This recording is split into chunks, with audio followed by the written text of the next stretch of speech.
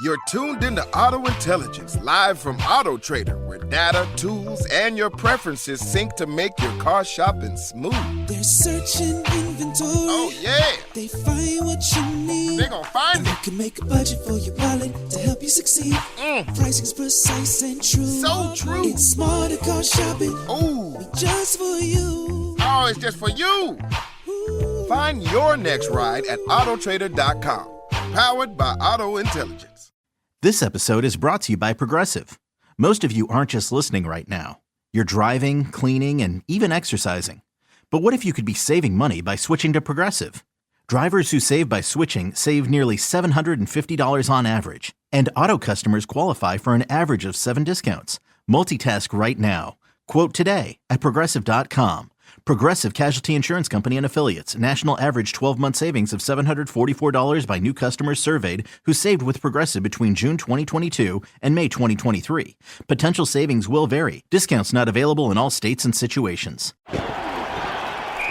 Hold up, we got one play. Everything we work for comes down to this. Quick question. Speaking of workouts, how would you rate your athletic program? Bro, we're in the middle of the state championship. Oh, so like a B+ then? Dude, get out of our huddle. Well, at Homes.com, we leave it all on the field to get you detailed information on local schools. Off the field. Off the field. Copy. All right, go sports. How'd he even get in here? Homes.com. We've done your homework. And now, here's the question.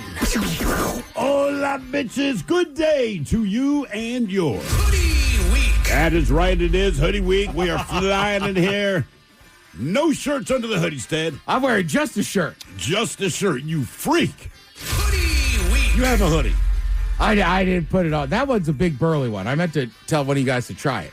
Well, I think fault it's is so that? hot. Well, I wouldn't wear a big burly one. You know, I just have it as a shirt, Ted. Yeah. Come on, plan ahead. So, as both a cigarette smoker and a voracious consumer of alcohol, I'm in no position to offer my advice on what you should do to live a long and healthy life. And truth be told, I ate a foot-long chili dog for breakfast this morning. I'm not kidding. I really did. My stomach is paying the price right now from across the street, Ted. It's delicious. Not a good breakfast, however. And that might actually be the thing that kills me, because according to a new study, well, the results actually of 104 studies, eating ultra-processed foods, including hot dogs, has a negative impact on every single organ in the human body. And we'll show the results of that study coming up. But in a nutshell, the only redeeming quality of unprocessed foods is that they are delicious. In fact, a completely different study found that women who eat a lot of ultra-processed foods, they face greater odds of developing colorectal cancer before the age of 50. But the bad news, it isn't all about what we eat or smoke or drink or ingest. Sometimes it's our hobbies that are trying to kill us. And depending what that hobby is, of course, makes it more dangerous. And we have a list of the 21 most dangerous hobbies. And to be fair, most of them, they're not going to surprise you, right? Base jumping, cliff diving, bull riding. Those are the ones that are obvious. Bull riding. Jesus. But how about fractal wood burning? Fractal wood burning. That's where you use electricity to carve images into wood. Yeah, apparently a lot of people accidentally electrocute themselves to the point that it's on the list of the 21 most dangerous hobbies. But whatever the case, today we're talking about those habits or hobbies or those lifestyle choices that we know are unhealthy, but we do it anyway. And that leads us to today's question. When it comes to your health or well-being, what's the worst thing that you do? To be a part of the big show, call 206-803-ROCK. Like the Men's Room on Facebook, follow us on X and Instagram at Men's Room Live. Send your emails to the Men's Room at KISW.com. And now watch the show live on YouTube at KISW. All right, remember, the machine knows if you're lying. First statement, Carvana will give you a real offer on your car all online. False. True, actually. You can sell your car in minutes. False? That's gotta be... True again. Carvana will pick up your car from your door, or you can drop it off at one of their car vending machines. Sounds too good to be true, so true. Finally caught on. Nice job. Honesty isn't just their policy, it's their entire model. Sell your car today, too. Carvana. Pickup fees may apply. This episode is brought to you by Progressive. Most of you aren't just listening right now. You're driving, cleaning, and even exercising. But what if you could be saving money by switching to Progressive? Drivers who save by switching save nearly $750 on average. And auto customers qualify for an average of 7 discounts. Multitask right now. Quote today at Progressive.com. Progressive Casualty Insurance Company and Affiliates. National average 12-month savings of $744 by new customers surveyed who saved with Progressive between June 2022 and May 2023. Potential savings will vary. Discounts not available in all states and situations. At Designer Shoe Warehouse, we believe that shoes are an important part of, well, everything. From first steps to first dates, from all-nighters to all-time personal bests. From building pillow forts to building a life. For all the big and small moments that make up your whole world, DSW is there. And we've got just the shoes. Find a shoe for every you from brands you love at brag-worthy prices at your DSW store or DSW.com. At Homes.com, we do whatever it takes to get you the in-depth info on local schools you won't find anywhere else. Things like student-teacher ratio, test scores, and school programs. And sometimes that requires attending school recitals. So many recitals. That's my son. Isn't he terrific? Yeah, a real prodigy. Homes.com. Ding dong. We've done your homework. You're tuned into Auto Intelligence, live from Auto Trader, where data, tools, and your preferences sync to make your car shopping smooth. They're searching inventory. Oh, yeah. They find what you need. They're gonna find You it. can make a budget for your wallet to help you succeed. Pricing's precise and true. So true. It's smarter car shopping. Ooh. Just for you. Oh, it's just for you. Find your next ride at Autotrader.com. Powered by Auto Intelligence. Right. Patrols, away we go. Welcome to the 20th anniversary season, episode number 4,431. What a large and in charge program we have for you today. Guaranteed future repeat. The exciting return of Who Sucks Less. Steve, I don't know how you do it. You find people in the news doing weird crap. Yeah. You bring us 3 stories each and every week. It's up to us to determine out of the 3 stories which one sucks the least. Is there a theme to today's Who Sucks Less? Well, because Ted won't shut up about it once again. We got to think about the kids, man. So, yeah, this is, it's about the kids, but also inventive ways of saving money if you do have children. You know, children are expensive. And these 3 stories involve people that have gotten creative in ways to save money on their children. One of my favorites was, is it in Laurel, Maryland? Where's Six Flags, Ted? Bowie, where is that? Yeah. That area. Yeah. Okay. Yeah. Well, there was a thing back in the day where It's closed. It's closed now, They just but it after used to be 50 open, years. and you could buy a summer pass that the kid could use all year round. And whether that was like $400 or $300, whatever the deal was, it was for the full summer. So parents would buy their kid a summer pass. Yep. Take them to the park, drop them off in the morning, and pick them up in the afternoon because that was cheaper than daycare. That is correct. In And fact, the kids would have a better time, so to speak. And- Part of the reason people hated that park. if you just went there to have fun, like there's a million kids running around, which is true of any amusement park. The difference with this one is there's no parents. Correct. And the thing is, like the park had to issue these statements starting in like mid-April. You know, be on the local news everywhere like, hey, Six Flags, again, is asking you. They can't really enforce it, but we're asking you, please, don't drop your kids off on the way to work and then pick them up when you're done. And everyone said, yeah, sure. And then every summer, that's exactly what people did. I thought it was genius. To be It's honest with you, if I genius. was a kid and I got dropped off at a music, yes, eventually I'm sure you'll get tired of it. But I would As a ride. kid? I would ride every ride. It wouldn't matter. Yeah, the kids weren't the ones complaining. They're like, this is fantastic. Parents gave you $5 for lunch or whatever. You get a hot dog and a Coke, and you're pretty well good for the day. Walk in there with your towel. Who Sucks Less is coming up at 4:30. And today we're going to talk about you and what it is about you that is not exactly healthy. Look, I mean, there's many ways where physically you can do things that you know damn well are not the healthiest thing in the world for you to do. Sure.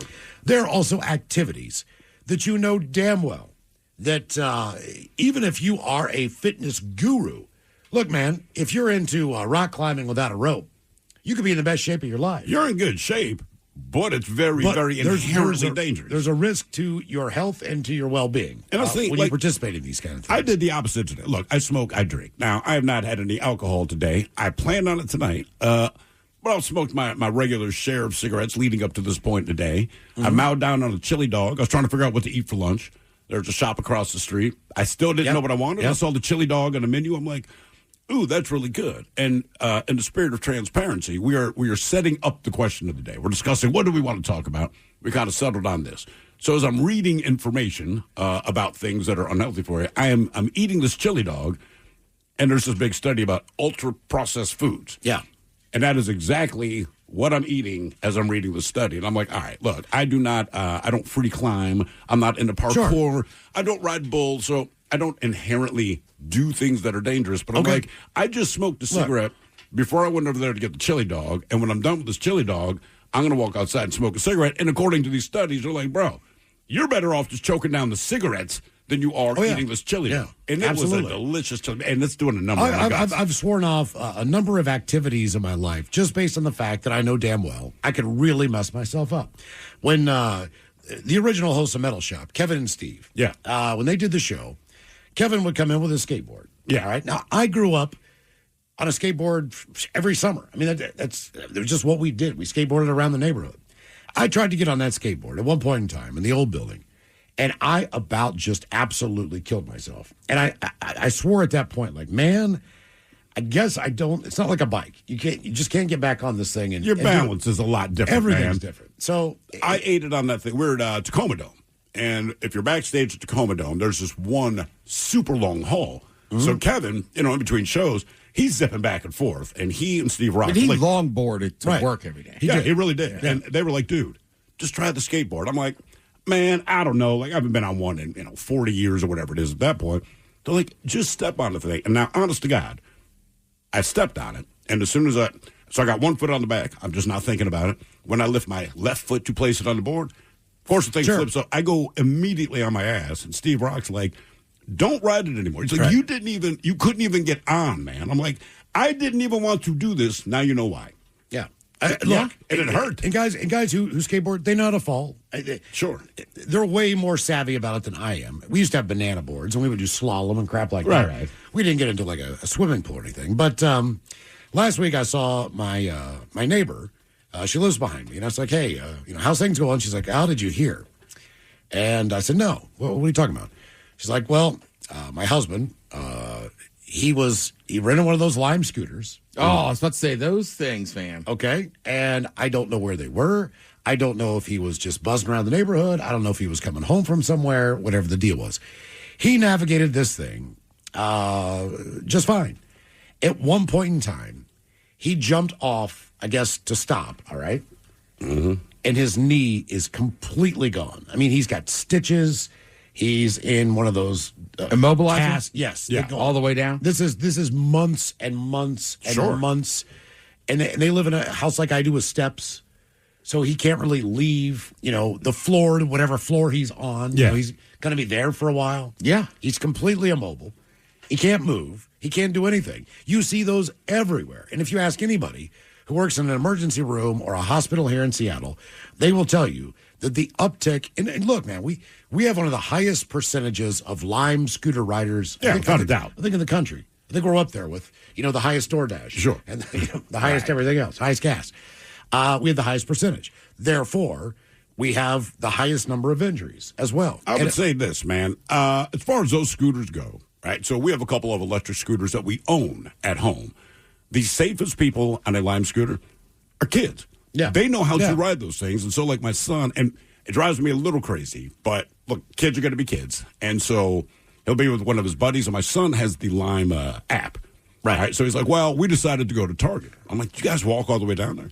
He's like, no, man, I rented a Lime, and then my buddy rode on the back. So they'll two-man it down there, man. Damn. But the thing is, I ought to be young and light. He rides. That seems crazy. Is a lot of it, but he knows a couple of things about the Limes. They are, and this is most electric scooters, they are super front heavy, and most people find that out the very bad way. And also, if you put on the handbrake on one of those scooters, it stops immediately. Yeah. And most adults don't know this, and I get it because we don't normally ride scooters, but like kids figure it out. And they've eaten it a couple times, but I'm like, you rode a mile to Target with your buddy on the back. He goes, well, yeah. Then we got a Lime scooter and came back. Okay, and, like, they don't care. They have no fear, and so far, no wipeouts. But about 3 adults I know. I went liming with my kids. How was it? Like, same thing. They're not quite injured, but like, I busted up my knee. Yeah, I went over the handlebars. I mean, I've used them a bunch in Austin. Yeah, it's very, very flat. Right. Yeah, and that's the big difference. But even for me, Like after about 2 or 3 bars, I went, I ain't getting back on it. Yeah, don't do it. No. Like we got to call an Uber at this point. And I haven't, even in my adult life, since I've been in Seattle, I didn't really have a bike. We're on the East Coast. It's not the easiest place to bike. Yeah. But here in Seattle, I got a bike. I never got on that bike without a helmet on. And, 95%, unless you have your own scooter, most of the people I see who rent them, it's not helmet equipped. You don't have the helmet It's on. just one. You've heard the stories of somebody who gets punched in the face and falls back and smacks their head. The next thing you know, they're dead. Yeah. It just takes one fall and the wrong thing to happen to you, and you might not be here anymore. Oh, yeah. So to me, that's half the battle. Those things are going fast, but I don't have any head protection. The head protection is the thing. Because that's what's going to kill you. Well, my kids have a bunch of their friends over, especially in the summer, and they have 2 scooters they can take. And you'll have 12 kids there. They all want to ride it. They zip around the block. I get it. But can I go next? But I have to physically be outside. Like, if you do not have a helmet on, you cannot get on there. And, come on, man. Like, look, man. Yeah. If you want to ride it, put a freaking helmet on. I don't care if you bust up your knees. I don't care if you scrape your elbows. I don't care if you hurt yourself and you come back crying. Just protect your dome. Right. And 50% of the time, my words end up ringing true because somebody eats it around the corner, and they come back with the dry tears. I'm like, but your head is okay. And when it comes to your well-being, if you own one of those, I'm pretty sure they're a lithium or maybe an ion battery. Oh, yeah. Lithium. So they're that's a fire hazard. It is. So as soon as you as far as the well-being goes, you could burn your house down just charging the thing up. But with that, I'm like, look, so is your phone, right? And it's in my pocket. Without question. I don't sweat it. I'll play the odds on that. But it is weird because there are certain things where, I'm telling the kids, look, man, you can have like a Coca-Cola once every 2 weeks. That's about how I roll. And I will tell them why. And then I go outside and smoke a cigarette. And they have to be like, freaking hypocrite, man. Well, yeah. And you do try to look out for your kids, but like, I'm not the best example. Again, I had a chili dog for breakfast, guys, but I'm going to tell you. It smelled great. Yeah. God. Looks really good. It was so good, man. I love a chili dog. Dude, it's like I said, it's not why I went there, but I saw it on the menu. I'm like, hell yeah. And I don't regret it. And I know it's ultra processed. I know it's not good for me, but I'm like, F it. I'm going to do this. I mean, I don't think you ever eat a hot dog and think, this is healthy. Right. This is the healthy alternative. Right. But they are delicious. But it's also my breakfast. I just don't know if I should start my day that way. I don't know if there's a good time to eat ultra processed, but I'm like, my first meal of the day is a chili dog. And man, it is killing my gut right now. Cheese too? Yes. She asked, would you like the cheese and onions? I'm like, of course I would. And I'm telling you, it added a whole new dimension. And did I see you using a fork and knife motion? Yeah, bro, you can't. I didn't see it's it. slathered. You cannot. Slathered. Couldn't pick it up? No. As I said tomorrow. It wasn't Coney style. No respectable adult would attempt to eat this with their hands. It's it's not feasible, man. All right, the new study out. Basically, the reason we asked the question: ultra-processed foods are the new tobacco. Oh, I know, and this one's going to kill me. Not hot. It's not like sitting around eating hot dogs, but I love turkey lunch meat. Oh yeah, it's on Can't there, you just get a fresh cut? Is that different? Like if you got a turkey breast sliced?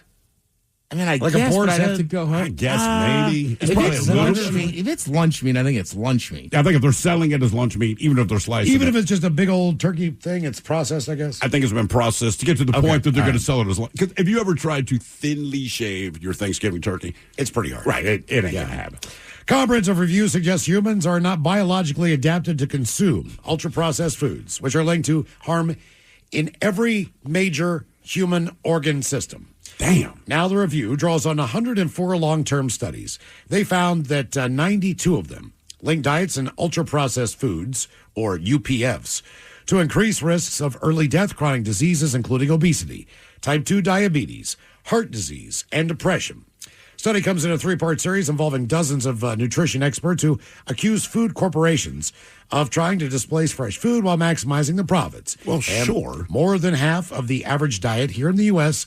and now the UK consists of these foods. They include ready-to-eat meals, cereals, protein bars, sugary drinks, and fast food are defined as industrially manufactured products that often contain artificial flavors, emulsifiers, and colorings. They are designed to be highly palatable and convenient, but are typically high in calories and low in nutrients. You're telling me they designed these foods to taste good? I will be damned. Yeah. Protein bars, huh? Yep. That's the only one that kind of sticks out. Everything else makes sense. But think about it like this, though. Like a protein bar is what it's advertised. There's a lot of protein. They don't tell you all the other garbage that's in there, but it's like, yeah, you're right. You'll get the protein you're looking for. And they are delicious. They are good. So the study calls for urgent policy action now.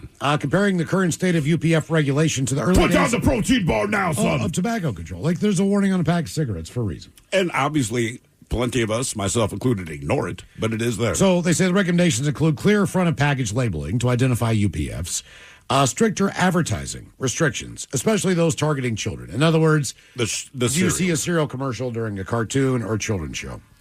The review highlights Brazil's national school food program as a model, with a goal of making 90% of the school food fresh or minimally processed by 2026. And they're actively working on that now. They're targeting sugar, salt.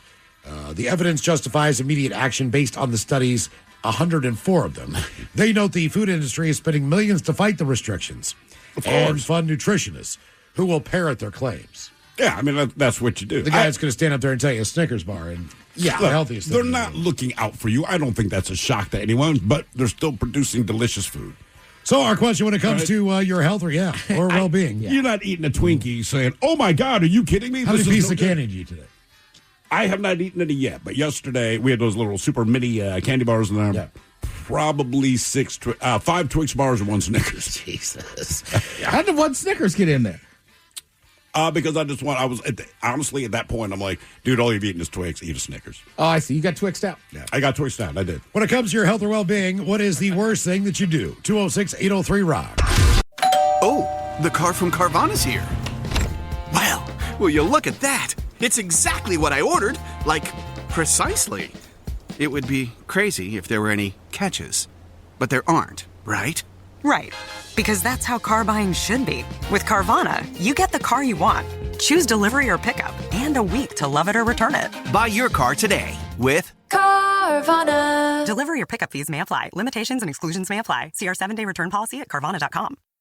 This episode is brought to you by Progressive. Most of you aren't just listening right now. You're driving, cleaning, and even exercising.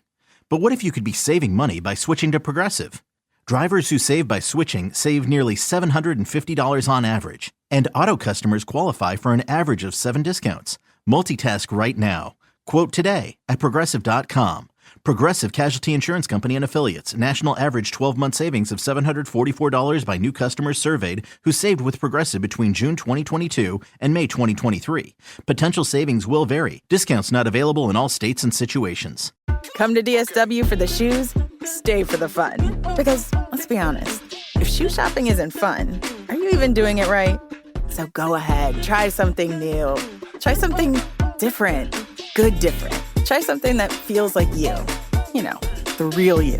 And then definitely brag about it later. Because at DSW, you've got unlimited freedom to play. Find the shoes that get you at prices that get your budget at DSW stores or at DSW.com. Let us surprise you. Huddle up. We got one play. Everything we work for comes down to this. Quick question. Speaking of workouts, how would you rate your athletic program? Bro, we're in the middle of the state championship. Oh, so like a B+ then. Dude, get out of our huddle. Well, at Homes.com, we leave it all on the field to get you detailed information on local schools. Off the field. Off the field. Copy. All right, go sports. How'd he even get in here? Homes.com. We've done your homework. You're tuned into Auto Intelligence, live from Auto Trader, where data, tools, and your preferences sync to make your car shopping smooth. They're searching inventory. Oh, yeah. They find what you need. They're gonna find it. You can make a budget for your wallet to help you succeed. Pricing's precise and true. So true. It's smarter car shopping. Ooh. Just for you. Oh, it's just for you. Ooh. Find your next ride at autotrader.com. Powered by Auto Intelligence. Always live on the free Odyssey app. Text the guys at 206-803-ROCK from the Pinky's Plumbing Studio. You're in the men's room. We'll see Brett and Zach from Shinedown just a couple weeks away. That is correct. Unwrapped and acoustic holiday tickets are as low as $55. Get them now. It's going to be a great night up at Angel of the Winds Arena in Everett. Please join us. You know, Mike, you were just asking the song we just played, The Man in the Moon Disappears, Somewhere in the Atmosphere, and you said, what does that mean? Well, honest to God, years ago, Brent normally drops by the studio when he's in town. We're interviewing him, and I want to say that song had just hit, and it's blowing up everywhere. And we asked him about some of the lyrics. We're kind of making fun of him, right? I'm like, so what does that mean? And he was straight up. He goes, it rhymes. Yeah. Okay. Maybe we get him to convince him to do one of your things, Ted, where you insert one of your lyrics into one of his songs. What was yours? I'm the chicken in your teeth. I'm the chicken in your teeth. Yeah. Because the beginning of that song, he does a lot of whisper. I'm this, who's that? I'm this, who's that? Yeah. Ted's like, I'm the chicken in your teeth. And Brent just stops talking. What? Did you just say I'm the chicken? I know. That didn't seem that crazy with you guys were saying. No. They stopped the whole interview to be like, that's weird. Unwrapped an acoustic holiday Friday night, December 12th. Angel of the Winds Arena in Everett, along with Pretty Reckless, Daughtry, Hollywood Undead, and Mammoth. That's going to be a great night. Please. Miles, I'm thrilled you're all right. Ted, you're a strange fellow. Yeah. We all thought we had something funny, but like Ted said his. And I mean, like, seriously, he just stopped, looked Ted dead in the eye. Like, did you just say the chicken in my teeth? Is he doing Rocky Top?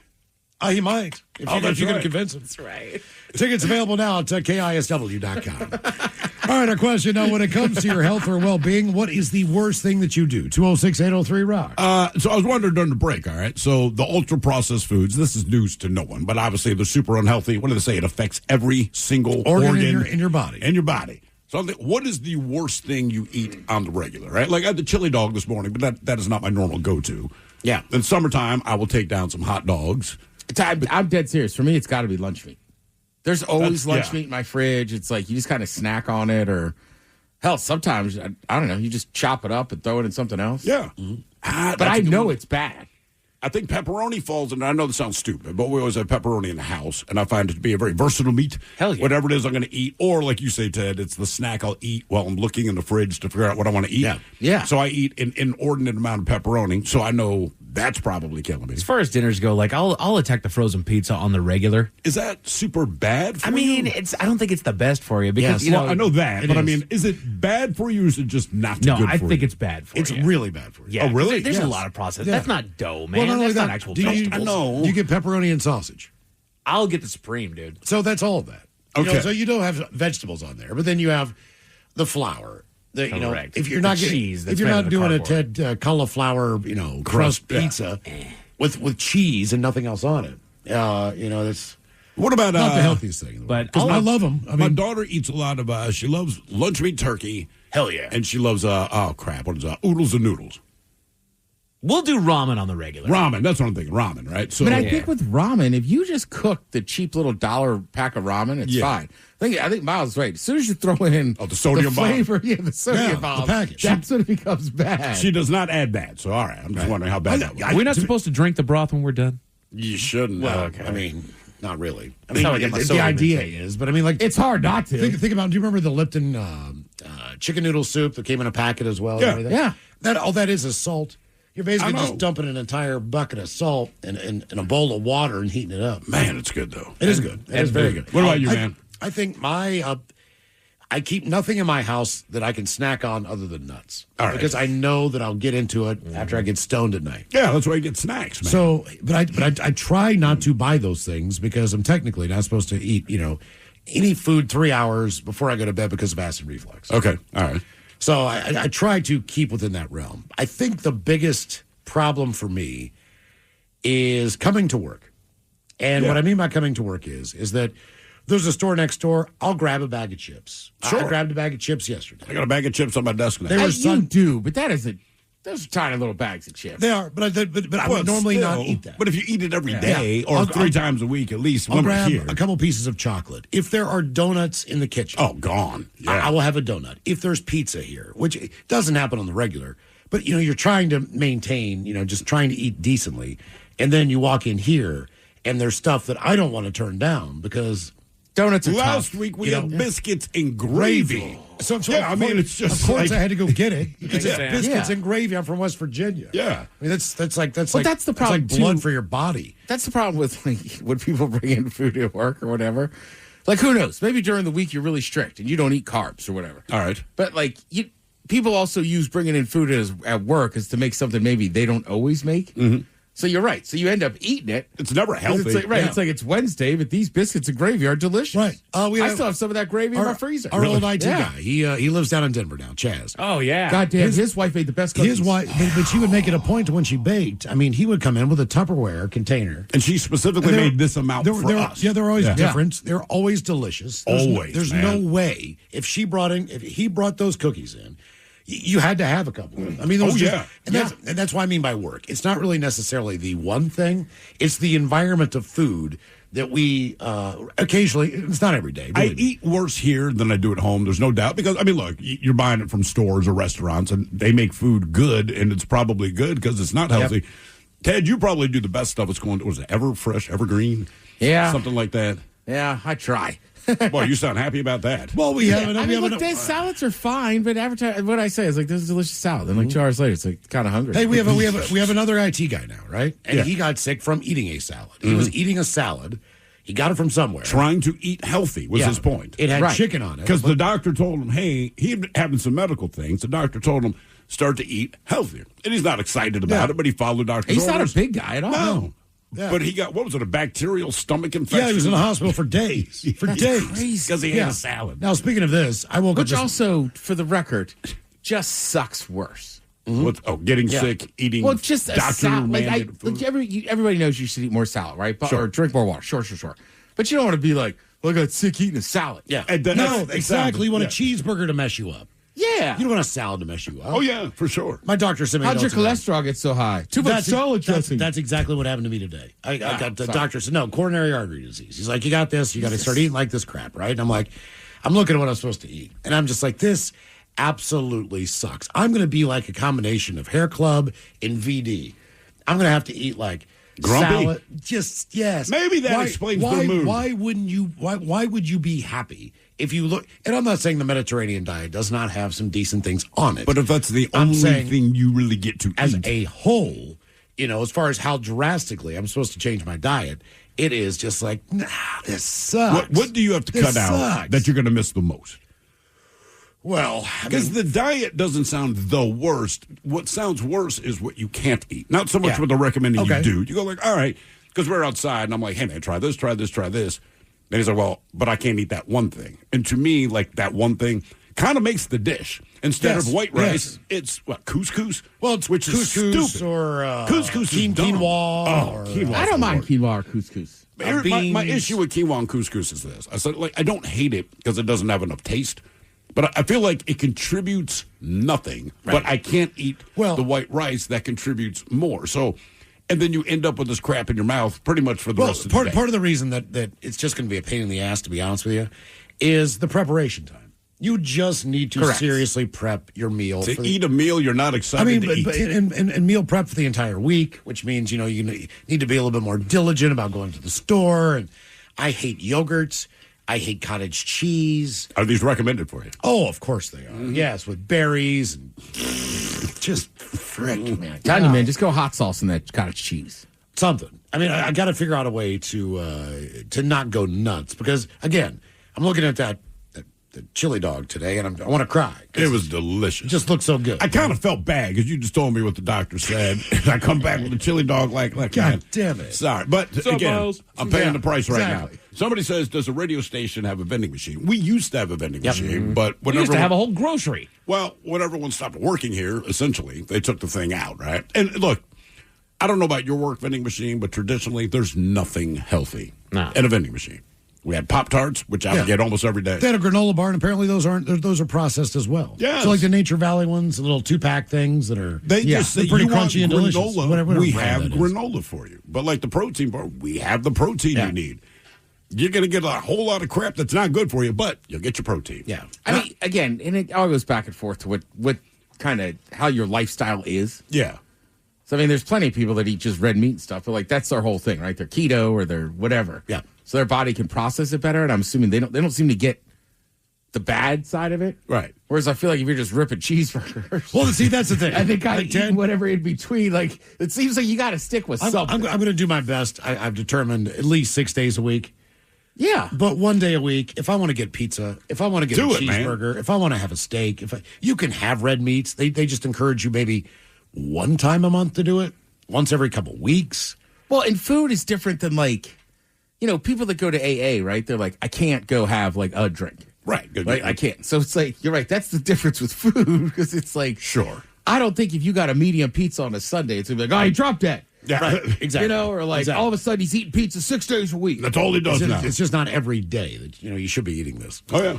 So our question, when it comes to your health or well-being, what is the worst thing you do? 206-803-ROCK. Basically, you are a pregnant woman now. Yeah. My wife got pregnant, and the doctors explained all the things you should avoid, and obviously ultra-processed food was the main one. But at that time, I want to say we had lunch meat in the fridge all the time. And she just stopped by. Credit to her, man. Like, she did not do anything. No processed meat. But I had to spend 9 months listening to her, like, when this baby gets out of me, I want, like, a turkey sandwich. I want corned beef. I'm like, man, I get it. She wouldn't even drink a glass of wine. And I even explained, I said, look, I talked to the doctor. The doctor said, a glass of wine is fine. The reason they say don't have any is because when you say don't have any, they fully expect you to have a couple. Right. But if they say it's okay to have a couple, then you will have 7. So I'm like, she would not do it. And the one that just burns me the most is the pig. Pig's gone. Pork's great, man. No, it's gone. Yeah. I mean, it's completely For you. left out. It's gone. I mean, and to me, it's just like, damn it. Not even a pepperoni pizza, man. That'll be my cheat day. You know what I mean? But when it comes to barbecue, when it comes to ribs, when it comes to brisket, even like smoked pastrami, all these things. Okay. How you make Be meat. honest. We're at work. And like I said, the biscuits and gravy that showed up last week, complete surprise to us. Yeah. They were like, hey, man, I got a bowl of it. They walk in and they go, hey, man, I brought in some pulled pork. See, are you gonna fight it, or are you just gonna say, look, man, I think I'm gonna mix it. I think I'm gonna take a couple bites and then That's say, fair. okay, what else can I possibly eat here? Oh, look, coleslaw. That's about it. That is it.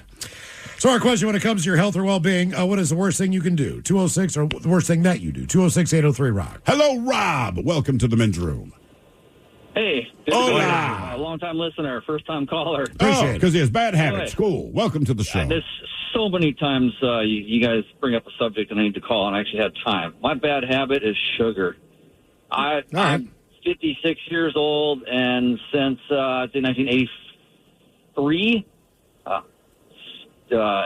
freshman in high school, man, I've been going through because grandma's cookies back then. It's like you get 2 cookies for 50 cents. It has gone way up now. How much sugar do you think you consume a day? Like an average day, what's the sugar you're putting in your body? No matter what, is 2 of the big Safeway cookies in the morning and 2 of the big Safeway cookies after dinner. Like every day? Usually every day. How big are these cookies? They're pretty big. They're pretty hefty. Now, are you a big guy? I am 5'5" and 155 pounds. So you're skinny. Great health.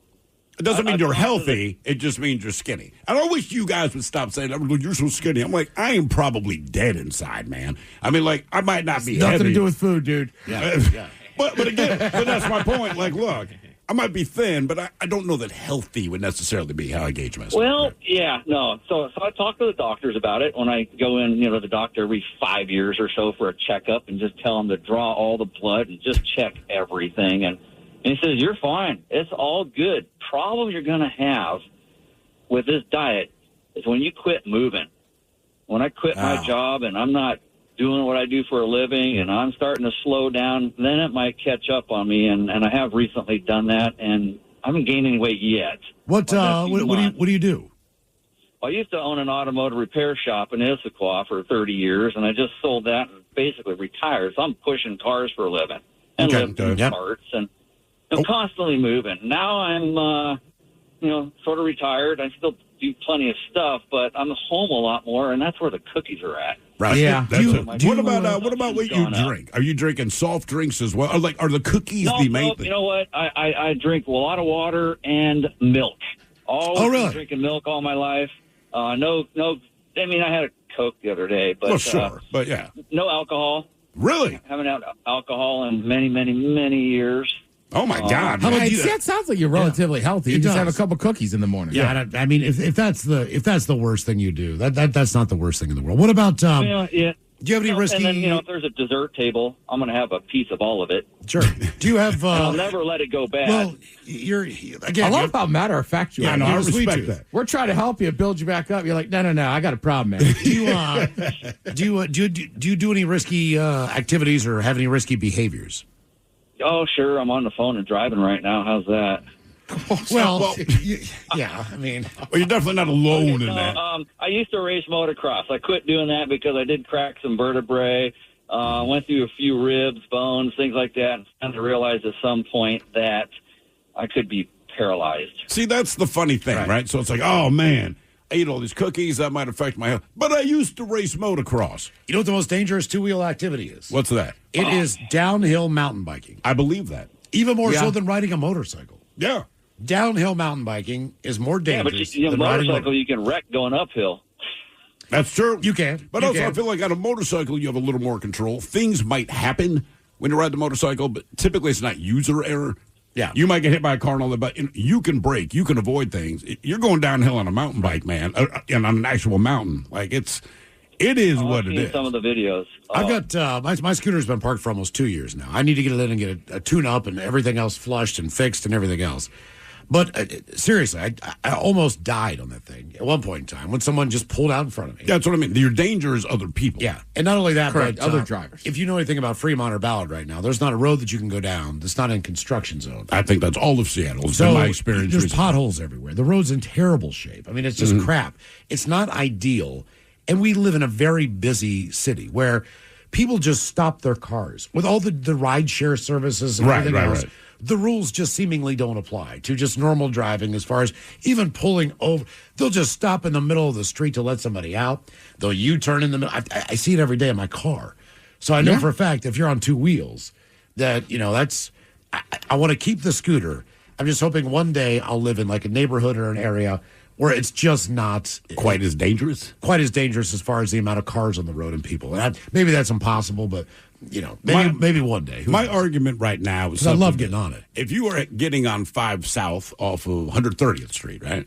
If you're getting on 5 South and you are headed east and you're going to get onto 5 South, there are 2 signs that say yield. Could you possibly do that? Yeah. It's a small thing. That's It's how on you die. both sides. It says yield.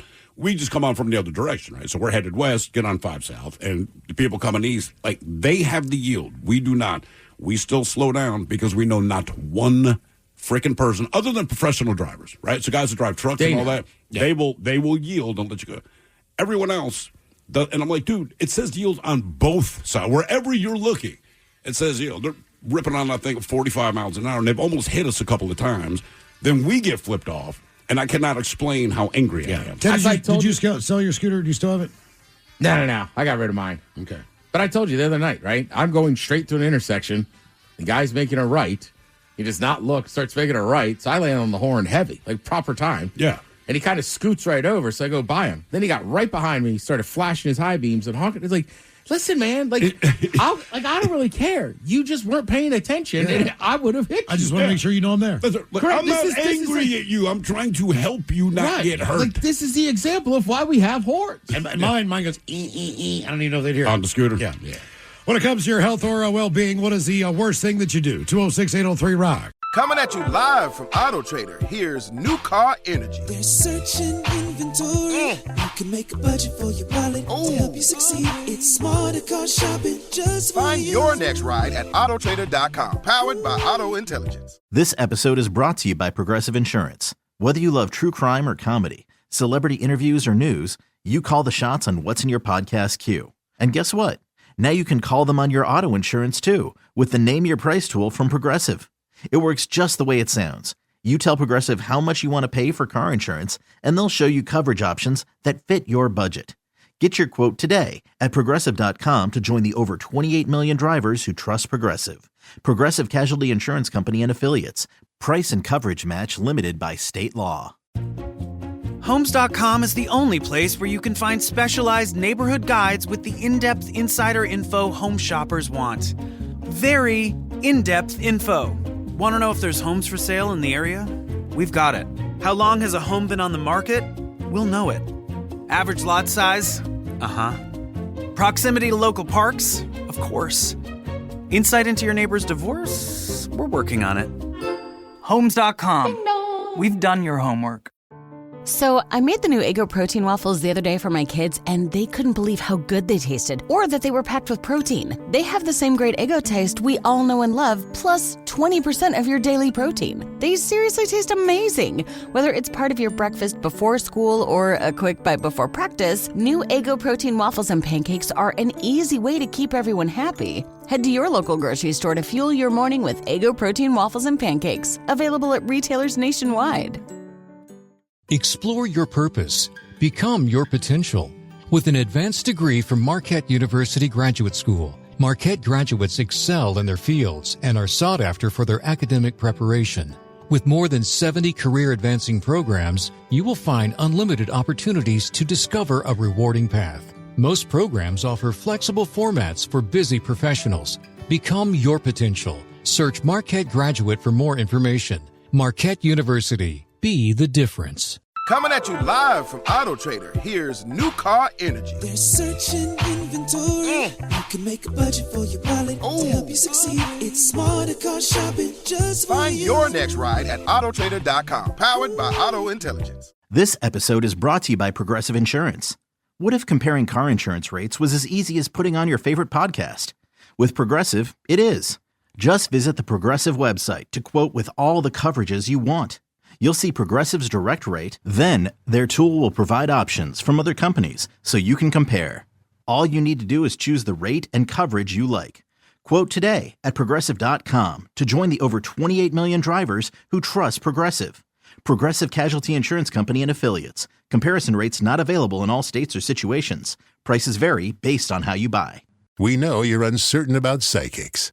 Is this fortune teller you found on a forum legit? Your one true love is... me! That's why California Psychics reject 98% of the psychics who apply to work with us. We guarantee if your reading isn't life-changing, it's free. New customers receive 20 minutes for just $20. So experience the joy of certainty at CaliforniaPsychics.com. Experience the joy of certainty. California Psychics. This is the Men's Room with Miles and Thrill. So when it comes to your health or well-being, what is the worst thing that you do? 206-803-ROCK. Hello, Brian. Welcome to the Men's Room. Good afternoon, sir. Hola. So what's the unhealthy thing that you do? I stress eat a lot. Stress eat. All right. Are you under stress a lot, and what do you eat when you stress eat? Well, it's mostly from being anxiety, dealing with PTSD. Okay. And I pretty much eat whatever I can find. All the time? Almost. Unless I'm actively doing something else.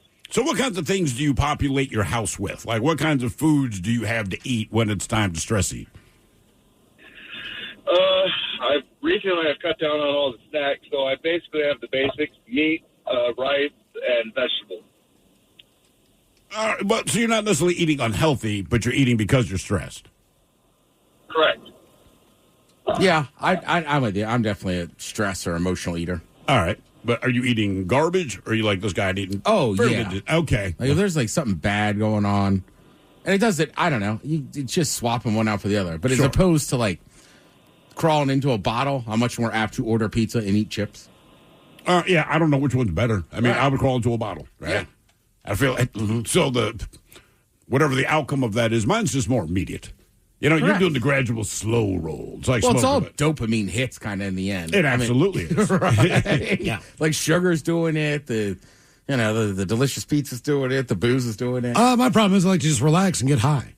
Sure. And then when I get high, now I really want it. And by the way, I just ate dinner.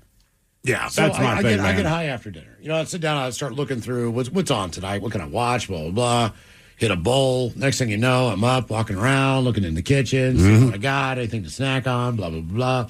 That's the vicious cycle. I mean, look, I plow through Cinnamon Toast Crunch, but the truth is I rarely eat Cinnamon Toast Crunch if I'm not stoned.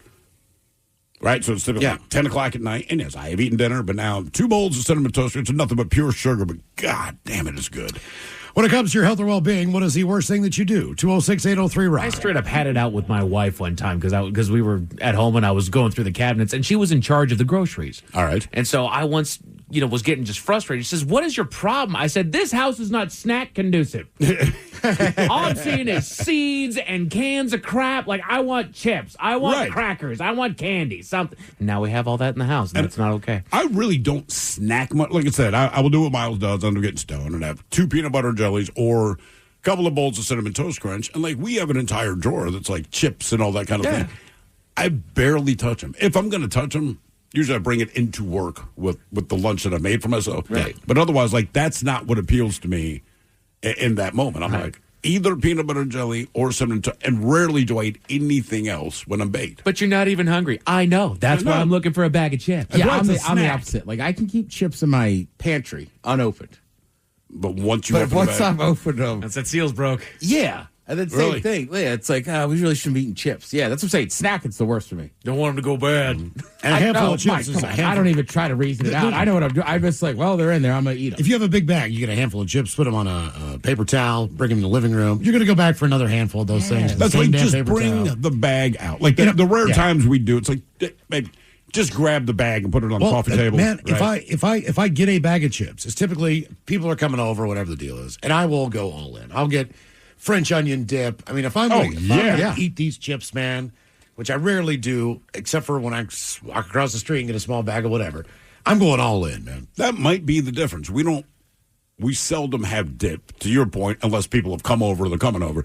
So maybe, because when we do have dip, I'm more apt to grab chips, right? But we almost never have dip. And chips are still good, but I'm just like, I'm going to get something else. When it comes to your health or well-being, what is the worst thing that you do? 206-803-ROCK. I like how it's all been like food. Nobody's been like smoking. Right. No. I already know that's unhealthy, but you know what it is? Because I think, like, when you smoke and drink, they bring you a certain joy where it's like, look, I recognize that these things are not necessarily healthy, but I don't care. You know, therefore, somehow I have no guilt over it. Like, I will go to the bar and I will consume alcohol. And the only time I get up from the bar is to go outside to smoke a cigarette. And when I'm done smoking a cigarette, I got this is the unhealthiest moment of my life. I never feel bad about it or weird about it. But if I go home and, I don't know, I ate more ice cream than maybe I should have, that weighs on my mind. And I have to tell myself, do you know how stupid you are right now? You're worried because you had one extra bowl of ice cream, but you just went to the bar, put down 3 shots of Jack, you had 6 beers, and smoked 4 cigarettes.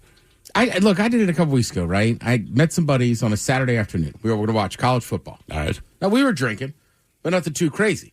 But I got home and ordered a gyro and some falafel. So the next morning, I was supposed to pick my buddy up at 8:30. I'd show up till 8:40.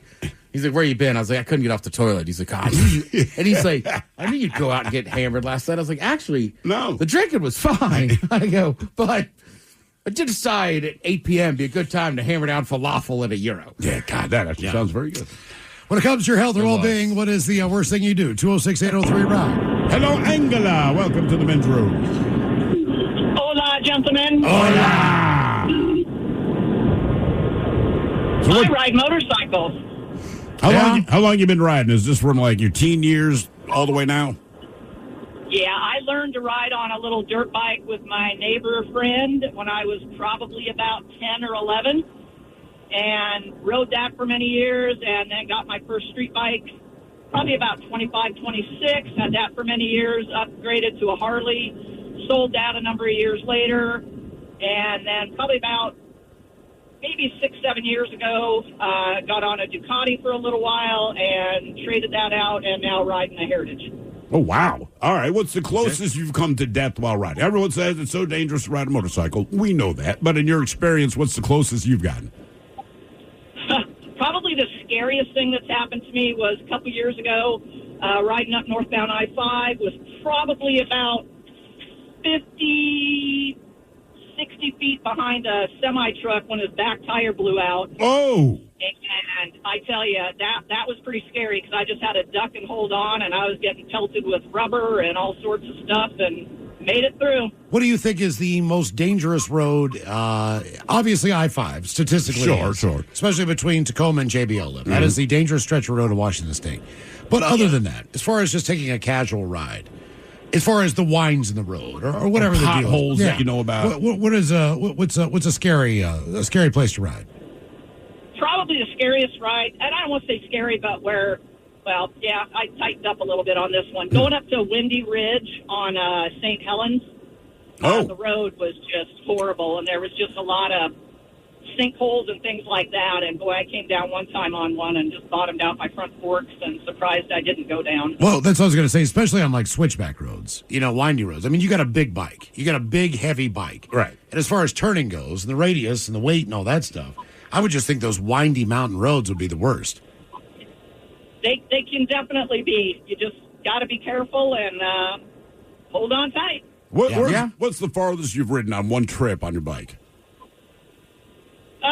Unfortunately, I had to cancel some trips this year. Had a sick dog, so I wasn't able to go. They went over to Sturgis, but they went a few weeks ahead of time so they could get some of those Beartooth Pass and some of those rides like that without a bunch of people. So probably for me, the longest at this point would be North Cascades Highway. Okay. All right. Have you, everyone has their bucket list items. Do you want to do like the cross-country trip on the bike or anything like that? 100%. Okay. Actually planning a trip for next year. I'm going to take the coast down, head over to Vegas, stay with a friend for a few days, and then I want to ride the 89 all the way from Sedona up to Glacier. Okay. What is how long can you go before you need to pull over and just, stretch your legs out, take a walk, as far as the length of time where your back's not killing you, your shoulders, everything else?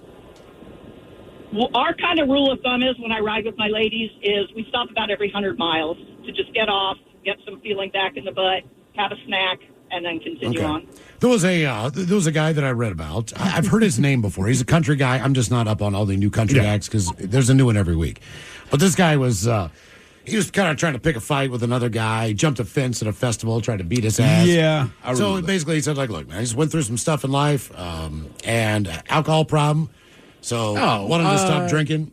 But he had this rebel. You're talking about Mike, we were just talking about yesterday. You don't like him. He's a country guy, He red was in hair. the Navy forever. I read this too, and I knew both of the names, and I can't remember either of the names now. Because they have a beef with each other about whatever. I like his music. He kind of sucks as a human. The story was he was in a parking lot in Seattle and said, I got to change my life. Zach Bryan. Zach Bryan, thank you. And then he took his motorcycle or bought one, whatever he had, and drove across country for 20-some days. I did read that he had this fruition about his booze in a parking lot in Seattle. Exactly. What the hell was he doing up here? I probably looked around on 3rd Avenue and said, I don't want to end up like that. Probably if he's in Seattle, he was boozing. He had a long year, but he's one of those guys, too. He had personal problems. A lot of them were very self-induced. Sure. Yeah. Yep. As it is, it seems, with most artists. When it comes to your health or well-being, what is the worst thing that you do? 206-803-ROCK. He only smiles when he's drinking. That's is that bad. a song he has, or is that actually? It's fun. Okay. And it's like the girl's like, you only smile when you're drinking. Like, yep. Hello, Chris. Welcome to the men's room. Hola. Anyhow, I smoke way too much weed, bro. All right. How does it affect you negatively that you smoke too much weed? It doesn't. I'm a retired guy, so I don't have to do anything, so I can just smoke whenever I want. But I just noticed the hacking cough I've been getting lately. It's just, too much, too much for my lungs. I don't let them get cleared out. I should take a hiatus, which I actually just did recently. But are you vaping or are you smoking it? Huh? Are you vaping or smoking it? Well, I'm vaping now. My lungs were so bad, choked up, I couldn't handle smoking anymore. But since I got this new Volcano, I haven't rolled a joint since. Oh, all right. Now, hang on. Using a Volcano is different than using like a vape pen. Yes. Oh, yeah. Yeah, that's traditional vaping. That's This much is better. an old hippie unit that they put on sale over Black Friday, and so I grabbed one and couldn't help myself. Yeah, they're about $200 or $300 too. They're not cheap. Also, I've heard you could use turkey bags. I've got a Volcano at home. I forgot all about that. Yeah, a buddy of mine has I know one. where it is. And he's like, dude, you got it. And we did it. He bugged me for like 2 months, finally went over to his house, and it was great. Have you considered like edibles or gummies or anything like that? I do, but I don't like the after effect. I think it lingers too long. I want to smoke something and get a good feel for it, and then be done with it in a couple hours or so. When it wears off. When you do edibles, man, it lingers too long, and you be screwed up for a while. Well, it lingers too long, and you can't quite predict when it's going to hit. Does it make you sedentary? In other words, would you ever smoke a joint and say, I'm going to go on a 4-mile walk, right, or walk around the neighborhood? Well, tell you the truth, I would have one just in case somebody pulled up in front of mine so we could smoke it. But I personally also have a vape pen on order, so that's coming pretty soon. Now I have a little portable rig that'll be great. Now so I can do that. But right now, I have to go a joint and have something ready to rock. But are you active? Do you do things, or do you just sit on the couch after you smoke? No. I'm actually I grow my own weed, so I'm busy as hell. Okay. Do you forget stuff? Like, I know some people that, like, they smoke every day, all day, and they're fine. It's not like they're unactive, but sometimes just like, dude. Right, just mentally come on. not there. That or, like, the constant smoking, where it's like... Well, I'm active, very active, and I only smoke once in a while when I need to. You know, I use it medicinally pretty much, but, you know, when you do that since 2019, your lungs haven't had a break, and been smoking weed pretty much in joint form, it really gets to you, and it's like, wow, vaping really does make a big difference, and it's a lot easier in your lungs. You know what I mean? Well, yes, it depends on the vape too. Back to the Volcano, that's flour, not an oil or anything that's processed like that. It's because I've got a relative that smokes Juuls. Yeah. Which are those little rectangular looking things, right? And that's nicotine. That's nicotine, and there's a smoker's cough, and then there's a Juul cough.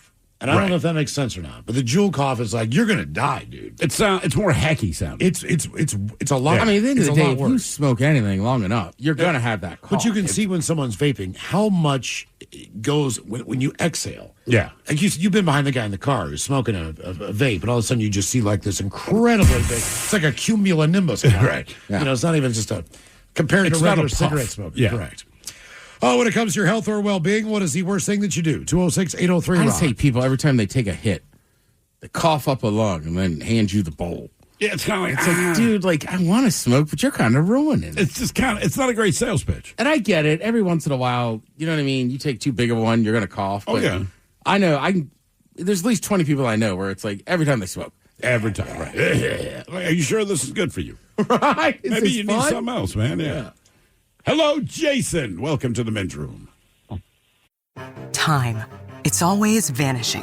The commute, the errands, the work functions, the meetings, selling your car. Unless you sell your car with Carvana. Get a real offer in minutes. Get it picked up from your door. Get paid on the spot. So fast, you'll wonder what the catch is. There isn't one. We just respect you and your time. Oh, you're still here? Move along now. Enjoy your day. Sell your car today. Carvana. Pickup fees may apply. If you're an experienced pet owner, you already know that having a pet is 25% belly rubs, 25% yelling, drop it, and 50% groaning at the bill from every pet visit. Which is why Lemonade Pet Insurance is tailor-made for your pet and can save you up to 90% on vet bills. It can help cover checkups, emergencies, diagnostics, basically all the stuff that makes your bank account get nervous. Claims are filed super easily through the Lemonade app, and half get settled instantly. Get a quote at lemonade.com/pet, and they'll help cover the vet bill for whatever your pet swallowed after you yelled, drop it. I've never felt like this before. It's like you just get me. I feel like my true self with you. Does that sound crazy? And it doesn't hurt that you're gorgeous. Okay, that's it. I'm taking you home with me. I mean, you can't find shoes this good just anywhere. Find a shoe for every you from brands you love, like Birkenstock, Nike, Adidas, and more at your DSW store or DSW.com. We know you're uncertain about psychics. Is this fortune teller you found on a forum legit? Your one true love is... Me! That's why California Psychics reject 98% of the psychics who apply to work with us. We guarantee if your reading isn't life-changing, it's free. New customers receive 20 minutes for just $20. So experience the joy of certainty at CaliforniaPsychics.com. Experience the joy of certainty. California Psychics. You're tuned into Auto Intelligence, live from Auto Trader, where data, tools, and your preferences sync to make your car shopping smooth. They're searching inventory. Oh, yeah. They find what you need. They're gonna find it. You can make a budget for your wallet to help you succeed. Pricing's precise and true. So true. It's smarter car shopping. Ooh. Just for you. Oh, it's just for you. Ooh. Find your next ride at autotrader.com. Powered by Auto Intelligence. How are you guys today? Hola. Yeah, first time caller. Been listening to you guys since 2008. Oh, welcome to the show, Nice. man. Appreciate it. But yeah, I appreciate you guys a ton. Well, thank you guys made it easier for me to get through living in Seattle when I was there. Where do you live now? Jackson, Wyoming. Jackson, wow. Wyoming. You obviously want to be where the people are. I can feel it. Well, not really, but You're probably slaying it out there. Don't worry. so anyways, I raced motocross from 14 to 24, and I've had 39 orthopedic surgeries. Damn. All but 4 of them related to motorcycles. Jesus, man. Now, do you still ride a motorcycle? Yes. Okay, I would say if you live in Jackson, Wyoming, I would too, right? I would say all the open roads. Are you lack of riding traffic. motocross or are you just riding a street bike? I have both. Oh, really? So do you still race motocross or is it just kind of a side thing you do to have a little fun? Well, I'm trying to convince the wife that I should at least race once in my 40s, but she's not down with that. All right. So you have to be in somewhat of good shape to be able to do that. Sure. So you're not fat, obviously. You're not overweight. Physically, if I looked at you, you look perfectly fine. But Still super dangerous. But you're evil Knievel on the inside. Yeah, I walk with a little bit of a limp. I shattered both my ankles in was it 2004? Is there a certain thing that you keep doing over and over and over again? I mean, hey, should you avoid whoop-de-doos? I mean, Right. what is your nemesis? Gravity. Okay. Gravity. Yeah. All right. That's a tough one to beat. Yeah, yeah. All right. Fair enough, man. But motocross, that ranks as what? One of the Most one of the dangerous, yeah. 21 Yeah. It most is. dangerous. It's not good. This is the risk of dying what we love. All right? Because So- everyone's called down like with the food thing, Right. the smoking weed, a motorcycle. It's like, all right, but especially living in the Pacific Northwest, I feel like a lot of these things on this list apply to some very normal habits that people have here. So they say, believe it or not, the most extremely safe thing that you can do is flying a commercial aircraft. Sure. Being a passenger in a commercial aircraft. That is the safest way of doing anything that you would normally do. It just sucks. Yes, it Generally, does. they say generally safe activities include driving, cycling, and resort skiing. Not out of bounds. Right. Those are all in the same category. Okay. All right. Somewhat dangerous activities include backcountry skiing. Yep. With a risk of avalanche, open water swimming. Yep. Marathon running and equestrian eventing, as they say. What puts marathon running up there with equestrian events? Is it just the strain on your body? I believe so, yeah. Okay. I mean, you got to think, Equestrian you're is going 4 very- hours. Right, like equestrian is just dangerous anytime You're on a horse. In a Christopher right, Reeves and those kind of way. people Yeah. tip over. Exactly. I think marathon running, Miles was saying, like, it's just got to be the wear and tear. I don't do either of those things. I'm safe. You don't just get out there and run a marathon. Yeah. You're training for months Sure. to prepare for this. So the amount of pounding you're putting on your legs and your knees. Dangerous activities more dangerous than that. Scuba diving, general aviation. In other words, the guy who's got a Cessna. Yep. Hang gliding, motorcycling, flying sailplanes or gliders. All right. Really? Yeah. Huh. Paragliding is also on that list. As And well, we do that for fun. as well as skydiving and downhill mountain biking. I guess skydiving is probably more the risk of breaking bones than it is your death. Yes. I guess most people do not die when they skydive, but we've heard so many stories that they land wrong and blow out their ankles, whatever it is. Now, very dangerous activities include climbing in general, mountaineering. Mm-hmm. So heading up in the mountains. Summiting Mount Everest is on there. obviously. Well, sure. Formula One car racing. Why? Think of It's how because fast they're you're so going, tight. all the fuel. Fast as hell. Yeah. Just the Do people- speed and the fuel. Do people pass on in that sport like NASCAR? Not anymore, but it used to happen a lot more often. They've changed a lot of rules. But keep in mind, it's not necessarily about dying, but the injuries you can The sustain. risk of dying doing what we love. That's the never list. mind. I mean, So it's even about look dying. at nowadays with the Halo, but look at was it Roshan a few years ago? I mean, his whole car, how he survived that, people are still shocked. Is he the one where like basically exploded? Yeah, like the first lap. So he was full of gas. They changed the gas rules and everything else because it's basically like jet fuel. Yeah. But how he got out of there, I still don't know. The most insanely dangerous activity. There's only one: base jumping. Yeah. I mean, come on. Yeah. Our question when it comes to your health or well-being: what is the worst thing that you do? 206-803-ROCK. Time. It's always vanishing. The commute, the errands, the work functions, the meetings, selling your car. Unless you sell your car with Carvana. Get a real offer in minutes. Get it picked up from your door. Get paid on the spot. So fast, you'll wonder what the catch is. There isn't one. We just respect you and your time. Oh, you're still here? Move along now. Enjoy your day. Sell your car today. Carvana. Pickup fees may apply. Just got a new puppy or kitten. Congrats. But also, yikes. Between crates, beds, toys, treats, and those first few vet visits, you've probably already dropped a small fortune, which is where Lemonade Pet Insurance comes in. It helps cover vet costs so you can focus on what's best for your new pet. The coverage is customizable, sign up is quick and easy, and your claims are handled in as little as 3 seconds. Pro tip, Lemonade offers a package specifically for puppies and kittens. Get a quote at lemonade.com/pet. Your future self will thank you. Your pet won't. They don't know what insurance is. Come to DSW for the shoes, stay for the fun. Because, let's be honest, if shoe shopping isn't fun, are you even doing it right? So go ahead, try something new. Try something different. Good different. Try something that feels like you. You know, the real you. And then definitely brag about it later. Because at DSW, you've got unlimited freedom to play. Find the shoes that get you at prices that get your budget at DSW stores or at DSW.com. Let us surprise you. When you haven't found love, it can feel like everyone else has. It's in every movie, every song, and all the PDA. Looking for love sucks. Thankfully, California Psychics can give you the guidance you need to find the one. We can guarantee if your reading isn't life-changing, it's free. And new customers receive 20 minutes for just $20. Visit CaliforniaPsychics.com and experience the joy of certainty. California Psychics.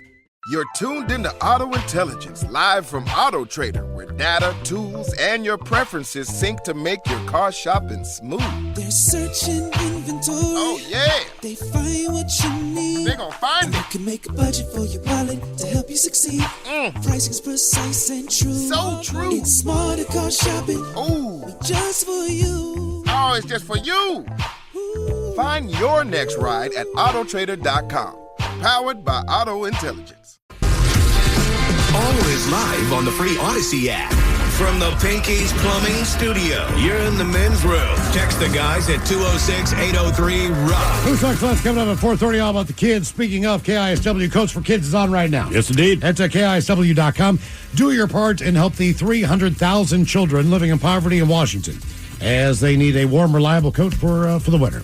And all the coats, by the way, are American-made. Yep. They're about $25. That provides a new coat made in America for a kid. As you know, if you have children, they grow out of those coats every single year. Very rarely do you get 2 years or 3 years out of a coat, unless you buy a big-ass coat for your kid, like my parents used to buy shoes for me. Yeah. Size and a half too big, so I grow into them. But either way, if you could, the goal is 2,500 coats. Yes. So KISW.com. Donate now. So our question when it comes to your health or well-being, what is the worst thing you do? We do have a list of the 21 most dangerous hobbies. I'm curious to know if I do any of these. If you've Actually, done I can any of already those, say no. Would you do them? Have you done them? All right. So obviously, wingsuit base jumping, number one. Have I done it? No. Would I do it? No. I wouldn't do it, but let's be honest, it looks so awesome. When you see those guys, like, it looks so cool. I know damn well I would never do it. I would not have the guts to do it, and it would not end well for me. But, man, it looks awesome. Well, how do they stop? Parachute. All right, they just pull a parachute? I don't know. You always see them, like the video always shows them just doing the cool it. stuff. And I'm like, I don't know if I've ever seen a wingsuit or land. And how do you practice? Like, how do you practice? I think like anything, man, there's just a point where you got to take that leap of faith that your training pays off. And actually, the guys that I went skydiving with, they were, I can't remember what group they're with, but they did, I guess, a wingsuit scene in one of the Transformers movies. I have not seen the movie. I don't know, but I guess there's a scene like you're going through the city or something, and they had actual stunt guys. These were the guys that did that. So when I went there to go skydiving, I felt very, very safe with them. I saw a whole thing on Real Sports years ago, and basically the wingsuiting is kind of later. It's like, you're going to die. Oh, well, the best guy in the world just died. Yeah. So the best wingsuit base jumper. That's not quite true. There's now a new best wingsuit jumper. Right. It's like the oldest person to die. Right. Hey, you're up. Somebody's next. Mm-hmm. And they will be forever. It does look fun. It does. It looks awesome. I would never do that. Here's a weird one, cave diving. I wonder why that is so. Because this is the aquatic cave diving. Yeah. So, but why would that be more dangerous than just regular diving? Well, it's just like going into a cave. Getting lost. That's I mean, my if you have a assumption. lead line going in, you should be able to backtrack. But if you're with that cave line. diving, you're already in a cave, and then you're making the commitment to dive down in there and go swimming. Right. So, like, there could be another hole down there. Logic just tells me, like, if you run low on oxygen, if you lose your way at all. Look, I would be paranoid enough to just go, if I'm scuba diving, into a cave in the ocean. That's not something I would don't do. want to know what's in there. You know, we're going to find out that there's a new creature that lives in the ocean, and I won't be able to tell anybody what it is. I will tell you this. Based on these first two, I would do the base jump wingsuit thing, I think, before I do the cave diving. 21 most dangerous hobbies. Next up, climbing tall buildings, a.k.a. Parkour or free running. Man, I just read an article with this guy, and it's weird. So I guess he's the guy, we keep seeing him, he keeps getting arrested. He's the guy that climbs up everywhere. You know, he does the Eiffel Tower, he does the Willis Tower in Chicago, whatever. So I was reading this review from him, and he's like, look, man, people think that I have no fear of danger. He's like, I'm the most nervous guy you've met. And he's like, I get nervous. Like, he has social anxiety. Yeah. He's like, when I walk down the street, I am constantly freaking out because I feel like all of these things could happen. A bus could swerve and hit me on the sidewalk. And he goes, I know that sounds ridiculous. He goes, but when I do those free climbs up the buildings, he's like, I understand the inherent danger of it. And this guy has climbed ridiculous heights just with his hands. And he goes, but you're so focused on your own safety that, believe it or not, he's like, I'm not saying it's easy, but he's like, you are so focused on this because of any one wrong move, right? I die. He goes, but it's up to me. So he goes, but I am the most paranoid person you've ever met. It just kind of blew my mind. He's like, I can't walk down the street without freaking out because nothing's in my control. Wonder if anyone's ever tried that in Seattle with one of these buildings. Oh, 100% they have. They have? There's a famous one of a dude doing it on Lumen Field. I wanna vaguely remember that. And then I feel like I saw one recently where he might have, was it Bank of America? It was one of the big ones. We're in the Bank of America Tower. That's a good point. No, the old one. Whatever the giant black one is. Columbia Tower. Columbia Tower. Okay. Yeah. Giant black one, Shaquille O'Neal. Motorbike road racing. Yeah. That comes in fourth place I as far would as do the that, 21 most dangerous hobbies. It seems like, though, those guys, they wreck. They just doesn't look like it's as bad because they're normally on their butt. You know what I mean? And they tend to slide well, I Yeah, guess. exactly. And there's hay bales, whatever. I mean, I'm not saying I would do it, but if you said you had to do one of these, so far, that one is the one I'm most likely It's not like to that try. Moto GSP or G. I don't know. When I tell people I like F1, they're like, oh, you got to watch the motorcycle one. Well, it seems like they have more room to pass, to maneuver, Well, to those change guys, the leaderboard. their suits, they're going so fast on those motorcycles, when they fall off, it blows up like an airbag. Same with the equestrian. A lot of those younger girls kept dying flipping over those things. Yeah. So if you go over the front of that horse's neck, it blows up. Really? To save them. Yeah. I did not know that. Yeah. Free solo climbing. Nope. That is the one that I would absolutely not do. Nope. Matter of fact, that documentary, Free Solo, with Alec, whatever his name What's is. his name? Yeah.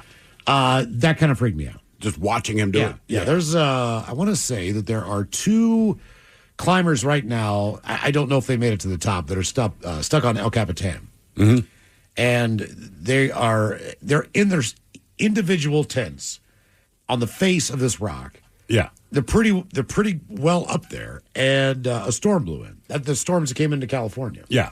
Hit them with snow, freezing rain, incredible winds. You know, they are still in contact with whoever, somebody at Outside Magazine. Well, it's bad enough that the rescuers, the people trained in this, were like, we tried to reach it, but the weather's so bad that we can't do it. There's no way to get them off there. Yeah. I mean, well, it's they up to shouldn't have them. been up there in the last month because there was a government shutdown, so it wasn't even open. That's probably why they snuck up there. And a lot of people are free base jumping off that. Yeah, Apparently man. that's a no-no. Okay, would you rather do the base jump or the free climb? Base jump. Yeah, Base jump. I'm right there with you, man. I'd rather smack into the wall with a parachute on than fall to my death. I can't imagine. Nope. Bull riding or any rodeo sport is one of the 21 most dangerous hobbies. That one is super dangerous. That's the first one where I would be like, I would like to try it. You give it a try, like on an actual bull. I would probably die. But that's the only one that really grabs my attention. Like, oh, man, that's got to be living. Well, now, let me ask you this, though. When you look at bull riding, we understand that it's dangerous. You have to be an idiot not to. But is your concern more the getting bucked off of the bull or dealing with the bull after you've landed on the ground? Getting bucked off the bull. Yeah. Really? for me, for whatever reason, even if you make it to 8 seconds, eventually you're getting kicked off that bull. Anyway, I just feel like, I don't know. I hit the ground, I got bucked off the bull, fine. But if that bull turns on me, to me, well, that's the problem. We had a guy in here, 15 years ago maybe. Yeah. Professional bull rider. And he did pass on at a very young age. Yeah. And he and his family, look, they took him to the brain guys, and he had CTE bad. Yeah.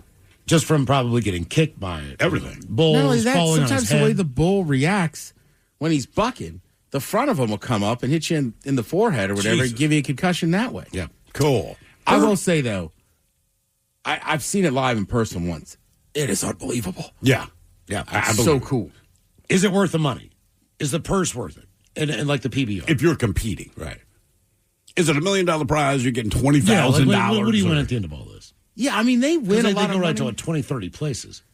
Yeah, and the Bulls win money, too. So it's kind of different. But I know, like, nowadays, I feel like half the riders are Brazilian. But I feel like most of them are, like, you grew up in that kind of Can you environment. bet on the bull? I bet you go to Vegas, you could. Can you bet on that sport? I'm just curious how that works. I mean, there's prop bets for everything, man. exactly. I'm sure you could. So here's what it says on AI: the world champion will win $1 million bonus. They're awarded there in the PBR World Finals. The event champion gets $350,000. The Pendleton Whiskey Velocity Tour. Each of the 30 events is a minimum of $20,000 in added prize money, plus a $100,000 bonus for the champion. And then your weekly events, such as those at Cowtown Coliseum, add an additional $10,000 in prize money each All week. right. Okay, it's not bad. Not bad. I don't know if that's worth the bull, man. Did you guys ever watch? Now, I grew up in the D.C. area, so George Michael. Yeah, and was the sports machine. All right, so he was Yeah. a sports reporter, but I'm pretty sure the sports machine went across the country. Yeah, it did. It did. And he loved bull riding. Did he? Yeah. I watched it when he did football. I didn't realize he was a big bull riding enthusiast. I want to say that's how I know Bodacious, the first $1 million bull. Bodacious. Yeah, man, it's a bad bull. He was a killer, dude. Yeah.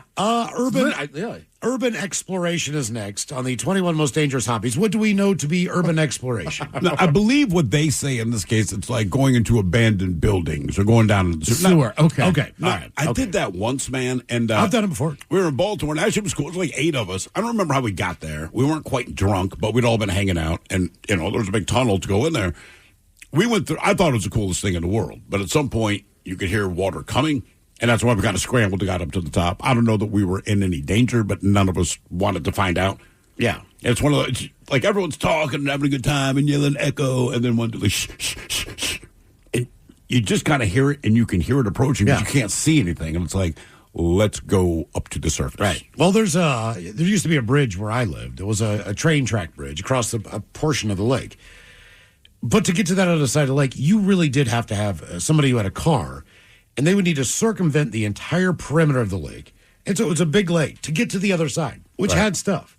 It was only accessible, though, through 2 bridges. Okay. The other bridge is about 5 miles away. Then you have to come all the way back. But that was the only bridge that was a automobile bridge. The other one was a railway. Okay. All right. And countless times we tried to get across that bridge because it was the railroad bridge. Yes. And a train would be coming. Yeah. And we would jump in the lake. I mean, How high at least up were we you? had that option.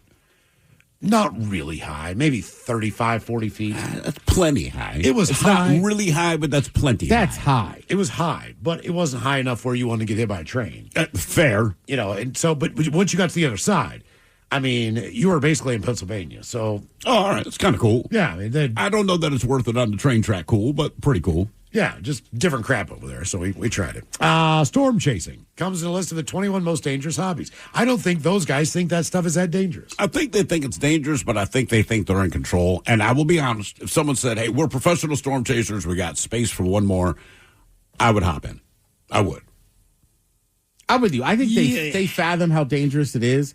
I think they think when they're in those cars, those little tanks they build with all the tech, that they can outsmart a tornado. I mean, you can't, but if they were professional and said, we have room for one more, do you want to do a ride along? I would absolutely do that. Hey, you just got to, the problem is you got to spend a week in Oklahoma. That's the worst part. Where do you stay? And no college football. It's like spring. Fractal wood burning. You know what fractal wood burning is, Ted? I don't. I found out today from Steve. The hobby involves using high voltage electricity to create designs on wood. It's a process called fractal or Lichtenberg burning. While the results are beautiful, the risks are extreme as this technique has led to accidental electrocutions. That is, I thought like maybe the wood catches on fire. Not accident. Yeah. I don't like messing with electricity, man. That nope. Cliff diving. Well, come on. Now you've done that. I've jumped off a cliff. I don't know if you call it diving. I jumped. Okay, fair. But how high up is the cliff? I've jumped off a highway bridge into that same lake. All right. I mean, I've jumped. For whatever reason, me and water, I can jump. And I don't get freaked out on heights when there's water below me. That's weird. Because I grew up doing it. Sure. So once I figured out how to do it. I feel like you just shouldn't be scared of heights. The worst thing that you can possibly do on that, if you belly flop, that's horrible. Well, that'd be a bad idea. But you definitely can pull your shoulder out of socket. Sure. You dislocate stuff. Dislocate the one that terrifies me is sometimes with like the low kind of train trestles is that rivers change over years. Right. And sometimes people are like, oh, it's safe. It's like, do you know anybody that jumped in there this year? Don't do it first. Yeah. Don't do it first. Whitewater kayaking. Not whitewater rafting, but whitewater kayaking is also on the list of the 21 most dangerous hobbies. Like Category 5 white waters. I've been in probably number 2 rapids in a canoe. Yeah, rapids, which is enough to freak you out. In a canoe, for sure. Yeah, big old grooming. Drag racing on public streets. That's what I've never done. Honest to God, I just don't have the tools. I've never had that. I've never had a vehicle where it'd be worth my time to try. Dirt biking comes in on the list, which our caller did. BMX biking, also on the list of the 21 most dangerous hobbies. Downhill mountain biking. There's the big one. Nope. And look, man, people wear the GoPros and you see the video.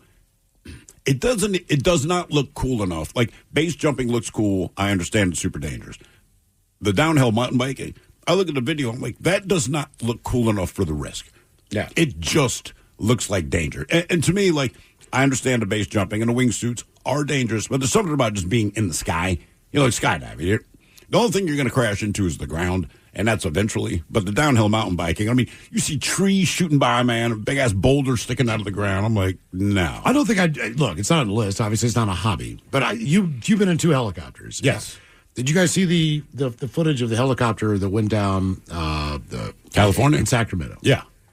That, to me, you're not in control. Like, at least with a plane, you have a chance to bring that thing down. Yeah, typically, a chance. Pilots fight.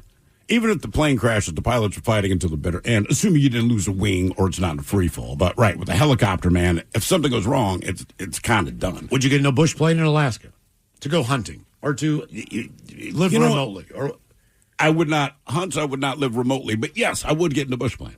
I would. And look, well, see, to me, the thing is you're going out where the Kodiak bears are. Yeah, look, that's the part I worry about. It's not just the plane ride. Right, it's where you land. But wait, there's more. Yeah, exactly. That kind of thing. I was just in a Cessna, so I don't think that's much different, is it? Probably not. All things being equal. Yeah. I mean, like you said, once you land, I'd be like, why are we here and what's going to eat me? But here's the difference. The flight, if he said we're just going to do a round trip in the flight, absolutely. Oftentimes, in those planes, you've got mountains that are bigger than Rainier. Mm-hmm. And if you're in fog, if you're in bad weather, just trying to lift and get the elevation you need to clear that. Like think about what happened to Kobe Bryant's helicopter. They're in the fog. They couldn't see. That was a mountain in California. And in Alaska, they're twice as high. Sure. So I think that's... But I would still... There's certain areas where you can shoot through the gap. But other than that, well, what did you got to fly climb over the top. When you went on safari? Because at some point you had to get on a tiny-ass plane, didn't you? 2 or 3 of them, yeah. Okay. So, I mean... I know you don't have the mountains jutting out of the ground and all that, but were you nervous when you're on those planes? You ever taken off on dirt? I have not. Me neither, until that trip. And I'm like... Oh, so you were just in one as small as the one I was in. Yeah, basically. I mean, one of the flights. Other ones were great. Sure. They'll serve you beer and wine. Like there's some, I mean, it's a small little plane, but like they have somebody who comes in and like they'll give you sandwiches and bags of chips. Yeah, I was like, you got to be kidding me. That's much different. Unlimited beer. Unlimited beer. Ooh. Too bad the flight was only like 35 minutes. That's why it's unlimited. Would you put down 5 or 6? I put out 2 or 3 of them. Yeah. They were like really crisp, light pilsners. It's like, this is delicious. Ice cold. Hey, look, I got beer on planes is always kind of lukewarm. Yeah. That flight I was on cold. was fine, right? That airway, they do it all the time, right? With the San Juan Air, right? They're great people. I won't lie to you. As soon as we landed on Little Pass, I looked at Brad. I said, "We need to get a cocktail. It's going to be right now." Well, like, he doesn't drink, but I was like, my hands were shaking. Hella skiing on the list, obviously. Ooh. It's just where they drop you off. It's where they drop you off on some cornice on top of a giant mountain. There's no possible way I could navigate that. Not only that, but typically those guys are the first people down that run. Mm-hmm. So as far as triggering an avalanche or just the slope of it, and then the rocks that jet out, and I'm sure that they do a very good job of looking at the potential route and where to go. Sure. But when you're there, it looks completely different, I would assume. Yeah, when you're looking at facing it. on a map, you know. Big wave surfing. Man, if I had the ability to surf, I would. Right? But like I said, I tried surfing. I would not do that. The one time I thought that I caught a great wave, like in my mind, it was awesome. When I saw the picture of me doing it, I'm like, that wave is maybe 1.5 feet tall. Yeah, I It was watched the whole pathetic. show about big wave surfing. It was terrifying. Yeah. Oh, really? Yeah. Well, and what would say big wave surfing? They're not talking about like, bless you, like being out on Maui and whatever. Like what's the famous one? Jaws or whatever. I know what you're talking They're about. finding specific swells, and it's like, if you don't make it out of that wave, you just don't make it. I've been in the washing machine in the Atlantic on a boogie board. Yeah. Or just roll. Yeah, that's roll, a good roll. point. So I rescind that. Salt No. water on my nose and my mouth. Couldn't figure out which way was up. I still have the board tethered to me. Yep. So it's somewhere. It's floating. I'm trying to pull on the string to figure out which way's up. Yep. And it takes about, first of all, end of beach day for me. I'm going to the pool. I am dizzy. I am sick. I am nauseous. I'm coughing up salt water. My stomach is upset. It sucks. So I can't imagine doing a big wave and just, tumbling and spinning that much more. Because you don't know which way's up. You can't figure out where you are. I swam at one point in time and just banged my head on the bottom of the ocean. Done that. Yep. Just like, Jesus. Then you have to right yourself. Put your feet where you think the ground is, even though you thought the ground was there. But that's almost the benefit of when you go head first into the bottom of the ocean. You go, okay, at least now, as dumb as that sounds, I can figure out which way is up. Yep. Ice climbing. No. Would not do that. MMA, mixed martial arts. One of If the I 21 could most dangerous train, hobbies. Sure. High altitude mountaineering. Kind of did that. Nope. Yep. And free diving. Those are all the ones. Would you free dive? No. Not going head first. All right. Who Sucks Less coming up at 4:30. We got your emails on the way next to the men's room at KISW.com. You're tuned into Auto Intelligence, live from Auto Trader, where data, tools, and your preferences sync to make your car shopping smooth. They're searching inventory. Oh, yeah. They find what you need. They're gonna find You it. can make a budget for your wallet to help you succeed. Pricing's precise and true. So true. It's smarter car shopping. Ooh. Just for you. Oh, it's just for you. Find your next ride at autotrader.com. Powered by Auto Intelligence. This episode is brought to you by Progressive Insurance. What if comparing car insurance rates was as easy as putting on your favorite podcast? With Progressive, it is. Just visit the Progressive website to quote with all the coverages you want. You'll see Progressive's direct rate, then their tool will provide options from other companies so you can compare. All you need to do is choose the rate and coverage you like. Quote today at Progressive.com to join the over 28 million drivers who trust Progressive. Progressive Casualty Insurance Company and Affiliates. Comparison rates not available in all states or situations. Prices vary based on how you buy. With a detailed agent directory you won't find anywhere else, Homes.com is the only place to find the in-depth info home shoppers want. Very in-depth info. Looking for a listing agent's contact info? We've got it. The agent with the most sales in your price range? Easy. Specialized agents with all the up-to-date info on your dream neighborhood? We'll know them. A Pisces who enjoys long walks on the beach? You've got other sites for that. Homes.com. We've done your homework. No matter why you give, your donations can do so much more with a donor-advised fund from DAF Giving 360. You can potentially grow your charitable dollars tax-free and give now or over time by donating cash, publicly traded securities, or non-cash assets like real estate and crypto. With over 25 years of expertise bringing donors, financial advisors, and charities together, DAF Giving 360 can help you make a greater impact. Learn more at dafgiving360.org. dafgiving360.org.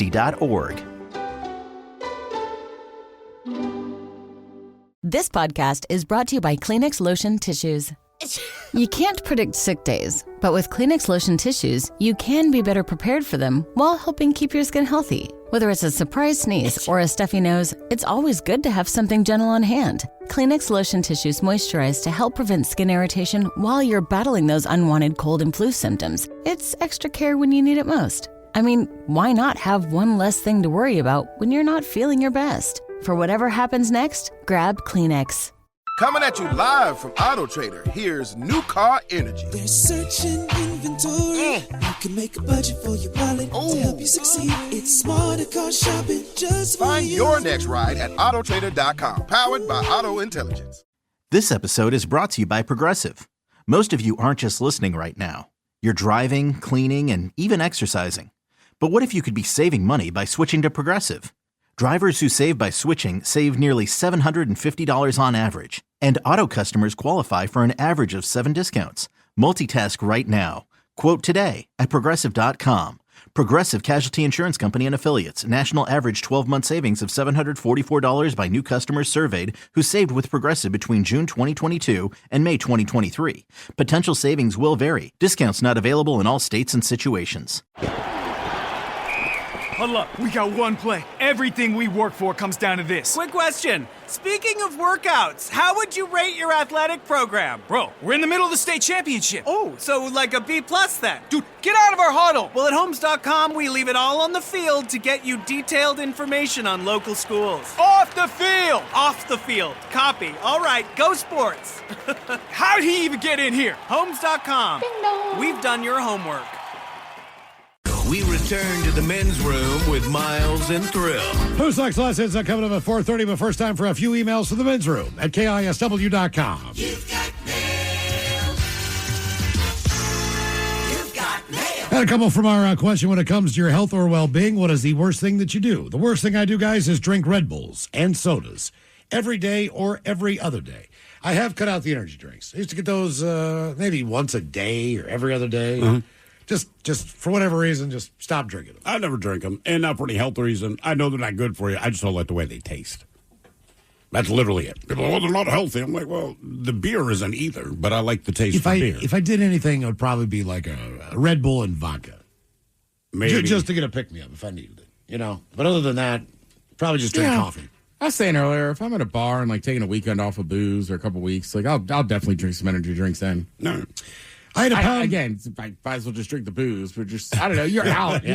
Sometimes you just want something. Exactly. Yep. Other than being stoned. I ate a pound of bacon yesterday and a half loaf of bread with steak fries. Just bacon and mustard sandwiches. I mean, it's delicious. Bacon and mustard sandwiches? I would need to have some mayonnaise, lettuce, cheese, and tomato, something. cheese, anything.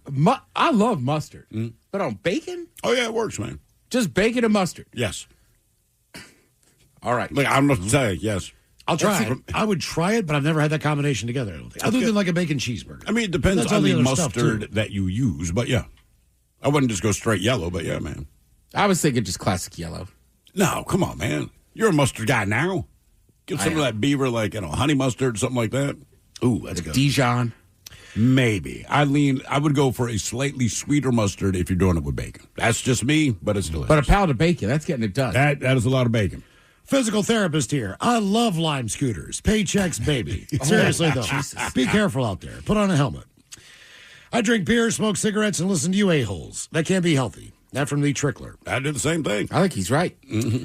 Guys, my dad's side of the family lives well into their 90s, and pork is like the only meat that they eat. There are a lot of people out there that don't have any problems like that. Like, so every time they talk to, this man hit 100 years, what's your advice to people? What's your secret to longevity? It's always like, I smoke cigarettes and drink whiskey. More comments. Nitrates are one of the worst substances in processed foods. Correct. Yeah. I think bacon's got a ton of that. Yeah, I mean, you could buy actual stuff. Sure. Right, or stuff that says no nitrates added. Yeah. But they're still, they might not be added. When they sometimes just be in the food originally? Like ham or something, I don't know. It might be, but, like anything, they'll add stuff to just add more of the same thing that's already there. But, yeah, I mean, nitrates are good, but unfortunately, they're in a lot of really delicious food products. You'd be surprised, a lot of the comments that we get are not always positive. Here's one. All these fat Fs with their sugar and their stress eating. I chew a can of Copenhagen snuff every day and have for 40 years. Yeah, all right, man. Or you might get lip cancer. Yeah, that's all. Mouth cancer. I mean, but you answered the question. Yeah. Soda. I can go ages without drinking or smoking just fine. Damn. Soda, though. Guys, I heard the scooter talk. The dangers with scooters is small diameter front tires. They can drop into potholes. Larger diameter motorcycle front tires roll across the pothole. And you don't need a big, heavy motorcycle. Get yourself a motorcycle with a scooter-size engine. That is light. Basically what I've got. I got a Yamaha Zuma 125. All right. A little bit heavier, but still has bigger tires. Guys, urban exploration is going down third between Pike and Pine. Yeah, no kidding. And finally from the comments, I earned a detached retina in my left eye, crashing from downhill mountain biking. Yeah, okay. Sounds about right. That's actually the least of the injuries I would think I would get. I would say, in addition to all of my broken bones, I also got a detached retina. Well, you guys know how expensive Whistler is, right? Mm-hmm. As far as skiing goes and everything else. So I stayed there probably over a decade ago. But I still get their updates and whatever. And like a couple of years after I'd stayed up there, they're like, summers at Whistler. Come up and experience this, that, and that. What do you do? What's going on? Well, you can hike up those mountains. No. You can definitely take the trams up those mountains. I would do that. And the mountain bikers come down the mountains. Ah, okay. So you see the trails, you see these guys doing this stuff. Also, the room is a fourth of the price. Right. So you're in a beautiful part of the country. It is gorgeous. Yeah. You're just not skiing. So I went up and did that. Watch those guys come down that hill, man. You're like, hell no. Yeah. They have wooden berms, planks, like, you basically need to stay on. Or you're going to go flying into a tree. No interest. Yeah, that sport just never really got it going for me. Nope. I have a buddy that lives out in Arizona and works for some crazy private protection firm. Anyhow, they do some stuff that looks cool out in the desert. Yeah. It's like a lot of ex-military guys, but they were doing something last weekend. He put 2 9mm rounds through his left hand. Jesus. Right? And it was like, what were you doing? He's like, well, we were doing this drill. And I'm like, he shot himself through his own hand. Twice. Correct. He was like firing 2 weapons at once, and I guess lost control of one. Oh. And, yeah. Oh, man. How bad's his hand? I don't know how, but he is fine. He got released 12 hours later. 12 hours later. Yes. They had to go completely through his hand then. That's exactly what happened. Somehow it didn't tear a ligament, nothing. Really? This idiot is fine. Jesus. You can hear it in my voice, how annoyed I am. I'm just like, you should be really, really maimed. Yeah. For life. Well, he got it all. I mean, he's an adult, but it was his father's second wedding that day. And he was out there that night and put 2 rounds in his hand. So he did not show up for the wedding? No, he still made it in time. No way. Yeah. But apparently, because my friend went and picked him up and was like, I'll help. He's like, he's lucky. He's like, but you would not believe the family text thread. Oh, yeah. Well, but they're going to disown him. Look, he ruined the wedding. Yeah, of course. Because no one's talking about the wedding. Yeah. No one cares. At this point in time, did you hear what this guy did? Show him your hand. Well, he's walking around with it in a tux with a giant bandage. It's Like, I supposed think to- it was the best man. It's supposed to be his dad. It's supposed to be the bride's date. Let's be Right. honest, right? Oh, yeah, of course. And now no one cares about it. Nope. They're just laughing at this dude. Just thinking like they all want to talk to him. No one wants to talk to the bride. Like, what? Okay, you got to explain to me how this happened. How did you shoot yourself twice? You're not supposed to be the focal point in someone else's wedding. I was on the light rail for about 45 minutes going down to like the Tuckwell station where I live. And the bulk of that train ride was just getting updates on this idiot's hand. Exactly. Nobody cares about the wedding anymore. No. You don't even care what the food is. You just want to hang out and talk to this guy. God almighty. All right, we do have one birthday brought to you by Men's Room Roasted Red Salsa from San Juan Salsa Company. Dip responsibly. Happy Ola Days, guys. Can I get the 40th birthday shout out to my amazing and beautiful wife, Angela? Can we get an owl hitting the window, a fish sandwich, the coach telling her what to look forward to in her 40s, and the dirty German telling her what's going to happen tonight? Thanks, guys. That from her husband, Rich. Can I buy you a fish sandwich? All right, listen. This will sound a little harsh, but your 40s are going to be great, all right? There's 2 things Coach going to ask you. We don't have to chop off all our hair. And second of all, in about 5 to 7 years, you're going to be in a bad mood. It's not Rich's fault. Other than that, 40s are great. Enjoy it. Keep being you. Typically 50 when people start chopping their hair, right? I'm 45, and I have heard the term prima menopause or whatever it is. Too much. Yeah, normally when I say these words to someone, it is good news. But I have bad news for you tonight because tonight I think you're just going to get rich. Yeah. It's going to get to all of Rich. Yeah. So, maybe for a chance, though, Rich will visit the downtown area before he goes straight to the entertainment and dining district? Yes. God forbid, Rich spent some time in Sodo. Yeah. Come on, Rich. All right, here you go. Happy, happy, happy birthday. Happy, happy, happy birthday. Happy, happy, happy birthday to you, to you, to you. All right, remember, the machine knows if you're lying. First statement, Carvana will give you a real offer on your car all online. False. True, actually. You can sell your car in minutes. False? That's gotta be... True again. Carvana will pick up your car from your door, or you can drop it off at one of their car vending machines. Sounds too good to be true, so... True! Finally caught on. Nice job. Honesty isn't just their policy, it's their entire model. Sell your car today, too. Carvana. Pickup fees may apply. At Designer Shoe Warehouse, we believe that shoes are an important part of, well, everything. From first steps to first dates, from all-nighters to all-time personal bests. From building pillow forts to building a life. For all the big and small moments that make up your whole world, DSW is there. And we've got just the shoes. Find a shoe for every you from brands you love at brag-worthy prices at your DSW store or DSW.com. This episode is brought to you by Progressive Insurance. What if comparing car insurance rates was as easy as putting on your favorite podcast? With Progressive, it is. Just visit the Progressive website to quote with all the coverages you want. You'll see Progressive's direct rate, then their tool will provide options from other companies so you can compare. All you need to do is choose the rate and coverage you like. Quote today at Progressive.com to join the over 28 million drivers who trust Progressive. Progressive Casualty Insurance Company and Affiliates. Comparison rates not available in all states or situations. Prices vary based on how you buy. Homes.com is the only place where you can find specialized neighborhood guides with the in-depth insider info home shoppers want. Very in-depth info. Want to know if there's homes for sale in the area? We've got it. How long has a home been on the market? We'll know it. Average lot size? Uh-huh. Proximity to local parks? Of course. Insight into your neighbor's divorce? We're working on it. Homes.com. We've done your homework. You're tuned into Auto Intelligence, live from Auto Trader, where data, tools, and your preferences sync to make your car shopping smooth. They're searching inventory. Oh, yeah. They find what you need. They're gonna find it. You can make a budget for your wallet to help you succeed. Pricing's precise and true. So true. It's smarter car shopping. Ooh. Just for you. Oh, it's just for you. Ooh. Find your next ride at Autotrader.com. Powered by Auto Intelligence.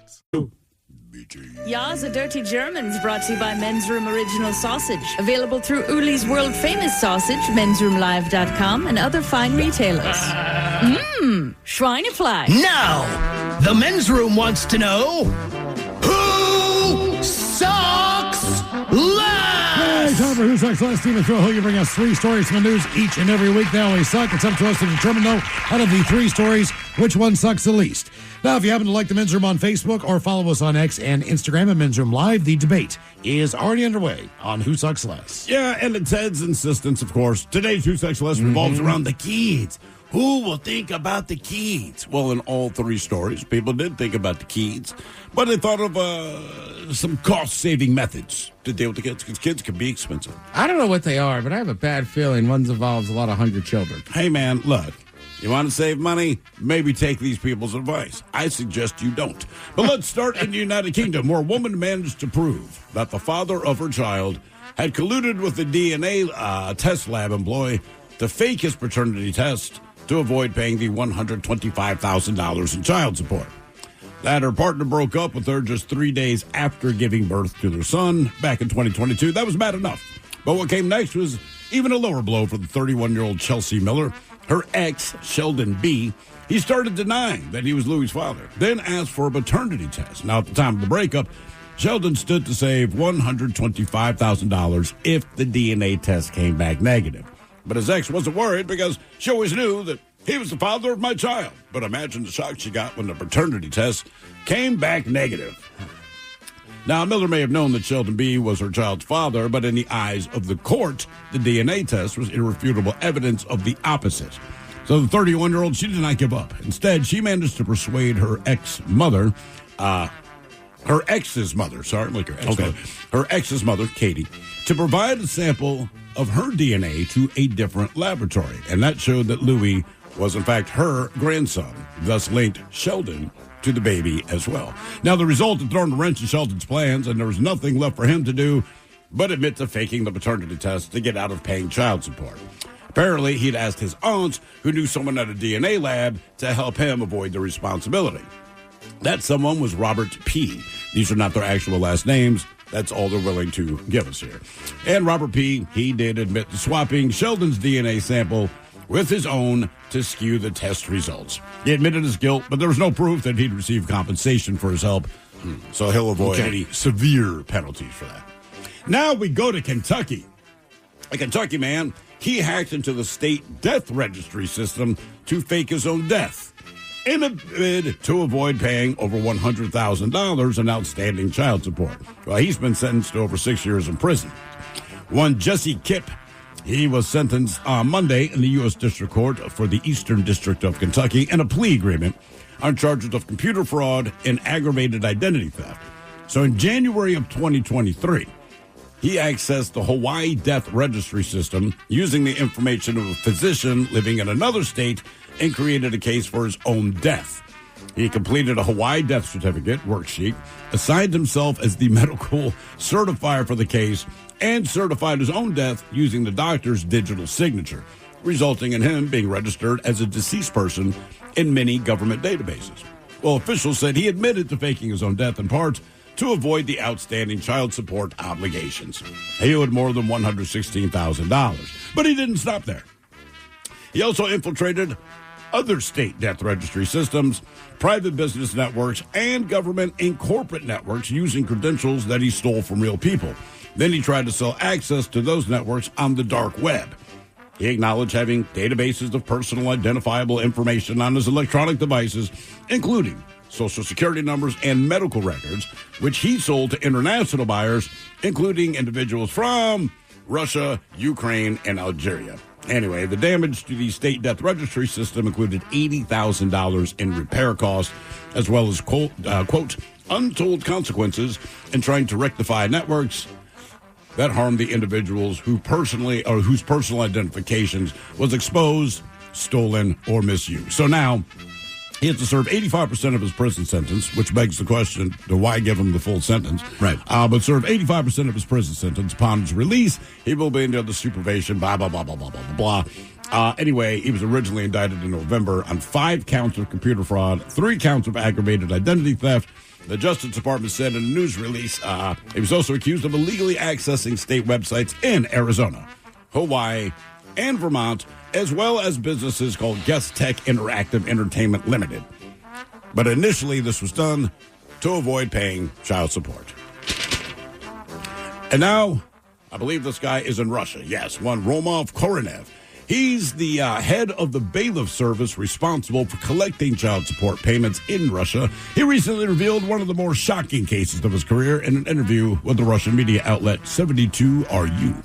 The official claimed that a local man completely changed his last name, first name, and once a year, hoping to evade child support liability. He did this each and every year. So a year later, the unnamed man, he would return to his old name and then repeat the process.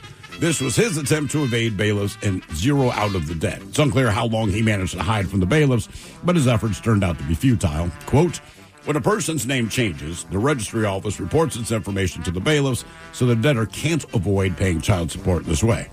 Anyway, they told reporters that local residents routinely resort to ridiculous tricks to avoid paying their debts. For example, one man, in an attempt to keep bailiffs out of his home, he claimed to suffer from agoraphobia, meaning he was scared to go outside. However, it turned out that the debtor owned 2 apartments, one of which was subject to foreclosure. So all 3 of these guys initially just wanted to get out of paying their child support. We have the guy who, in the UK, he managed to convince someone basically to switch his DNA results so that in the eyes of the court, he was not the biological father. We have the guy in Kentucky who hacked into all kinds of databases to fake his death in multiple states to get out of paying child support. And finally, this guy in Russia who legally changed his name each and every year to get out of paying child support. Question: if that guy in Kentucky had just fled the country, will they track you down for that? My understanding from a friend of mine is when it comes to those kind of child things, when it comes to making payments, once you leave the state, they don't care so much. Just because he put in an egregious amount of I agree. Effort not to pay it. It's like, just leave the country. I'm not saying he's a good person. No. Or that just seems insane. Right now, he's just in jail for all this other stuff. Like, dude, I don't know. That seems insane. I had a friend who's going through like a weird custody thing a couple of years ago, last year, whatever it was, and essentially the chick moved out of state, and as it was told to me, like, the other state doesn't care. That is not their issue. Right, so he's in Washington State. She goes wherever the hell she goes. That other state's like, this is not our issue. Yeah. Well, the good news is the kids don't have to deal with these SE dads. Well, sure. Like, ideally, you'd like to say, well, why wouldn't any father want to spend time with their child? But this isn't about spending time. These guys had no intent of spending time with the kids. Exactly. The kids they need the money. So the best case scenario here is those kids don't have to deal with their a-hole dads. But they weren't going to anyway. Yeah. I mean, this has nothing to do with that.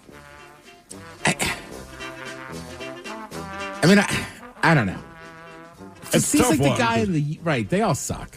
Seems like the guy in the UK, I don't know, at least that seems like he's the guy that swapped out his DNA. Basically, correct. You come to me, Ted, I give you my DNA, and they say, first of all, the father's black, but also it's not Ted.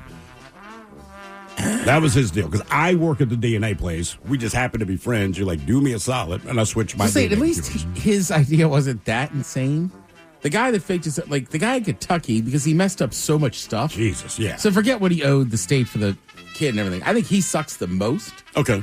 Right? I agree with that. Yeah, he did. He basically just, he went scorched for that earth. guy, like, Jesus Christ, just move out of the country. If it's that big of a deal to you, or you can't handle being broke.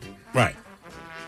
I think in the end, though, I might say the Russian guy sucks the least, because his was just kind of just staying a little bit ahead of it. He didn't fake his death.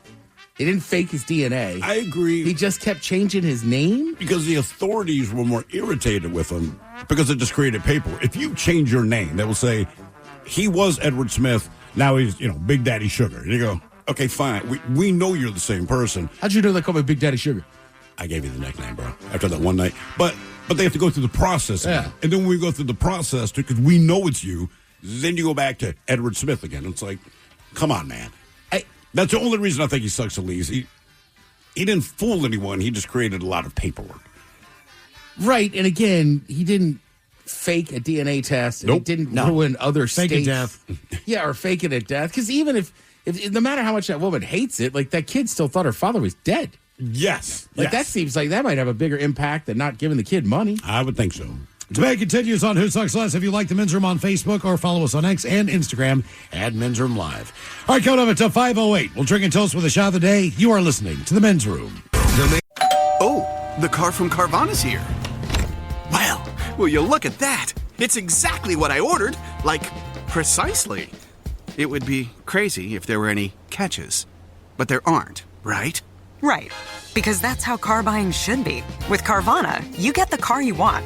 Choose delivery or pickup, and a week to love it or return it. Buy your car today with Carvana. Delivery or pickup fees may apply. Limitations and exclusions may apply. See our 7-day return policy at Carvana.com. At Designer Shoe Warehouse, we believe that shoes are an important part of, well, everything. From first steps to first dates, from all-nighters to all-time personal bests. From building pillow forts to building a life. For all the big and small moments that make up your whole world, DSW is there. And we've got just the shoes. Find a shoe for every you from brands you love at brag-worthy prices at your DSW store or DSW.com. This episode is brought to you by Progressive. Most of you aren't just listening right now. You're driving, cleaning, and even exercising. But what if you could be saving money by switching to Progressive? Drivers who save by switching save nearly $750 on average, and auto customers qualify for an average of 7 discounts. Multitask right now. Quote today at Progressive.com. Progressive Casualty Insurance Company and Affiliates. National average 12-month savings of $744 by new customers surveyed who saved with Progressive between June 2022 and May 2023. Potential savings will vary. Discounts not available in all states and situations. Homes.com, we do whatever it takes to get you the in-depth info on local schools you won't find anywhere else. Things like student-teacher ratio, test scores, and school programs. And sometimes that requires attending school recitals. So many recitals. That's my son. Isn't he terrific? Yeah, a real prodigy. Homes.com. We've done your homework. Coming at you live from Auto Trader, here's New Car Energy. There's searching inventory. You can make a budget for your wallet to help you succeed. It's smarter car shopping just for Find you. your next ride at autotrader.com, powered by Auto Intelligence. His room returns with Miles and Thrill. All right, come up here until 5:08. We'll drink a toast for the shot of the day. And we do have your headlines on the way at 5:50. But first, quick check out Mike Hawk and some of the stories and headlines he is not working on. Well, thank you, Miles. A university in Tokyo created an AI-generated bear encounter prediction map back on the bear attacks that have been going on over there in Japan. Bear attack prediction map. Correct. Right. The news I've been hearing, I'm predicting you will be attacked by a bear. It is insane. No kidding. 196 people over the last 6 months. Do they have any reason why they think there's this massive uptake?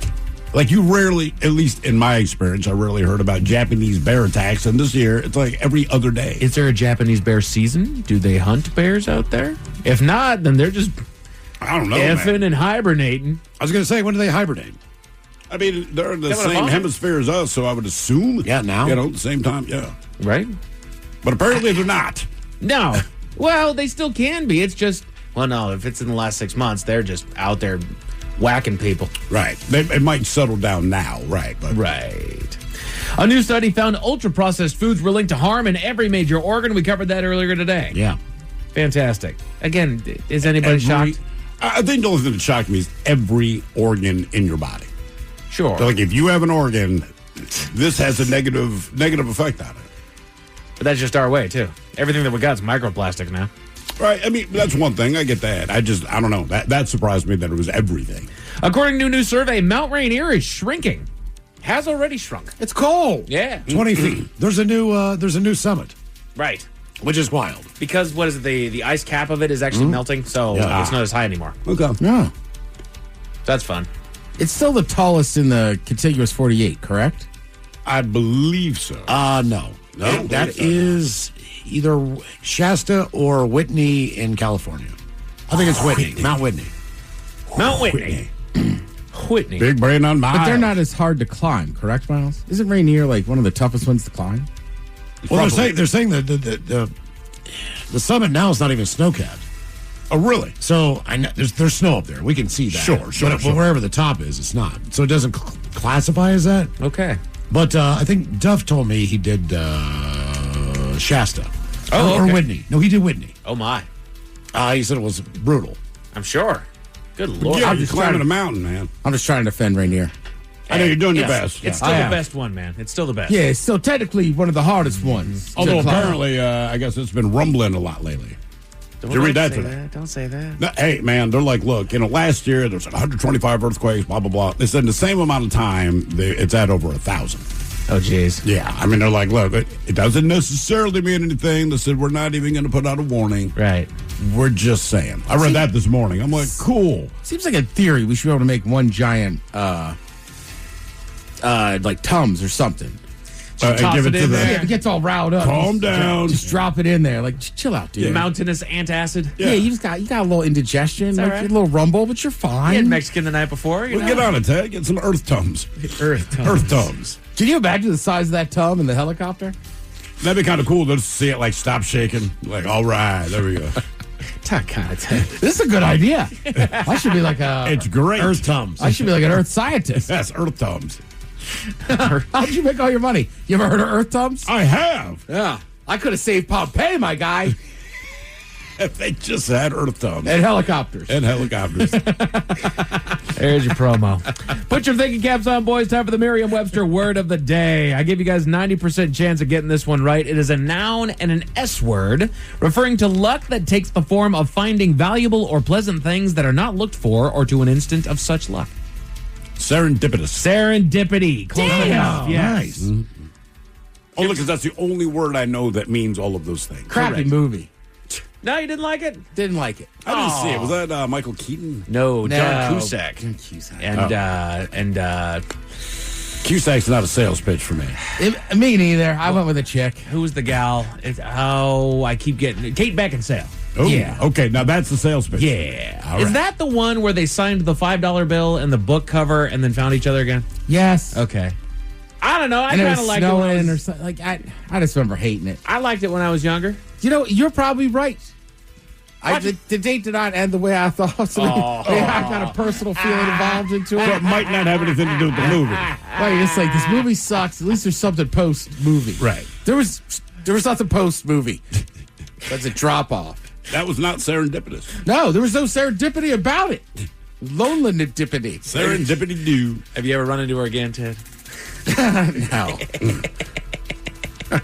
Damn. I should have signed a book. You're right, Mike. Oh, jeez. That was the whole bit, Steve, is that, one of them signed a $5 bill with their phone number and then bought something with it. And then, if you ever find the number again, that means we're meant to be together. And then the other one signs the inside of a book cover of some innocuous book. Same thing, puts his name in it with his phone number.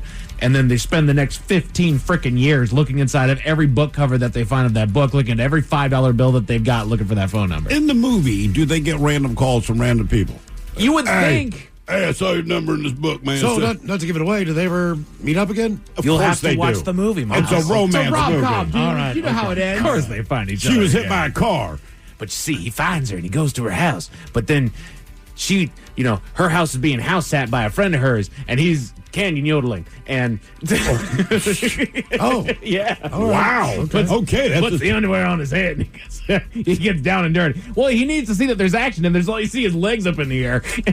okay. That's a twist I did not see Yeah. coming. Enjoy the movie. Serendipity. It 2001. can't help your dating life either. That every date you go on in the back of your head, like, well, I'm still waiting for that girl that signed that book. Right.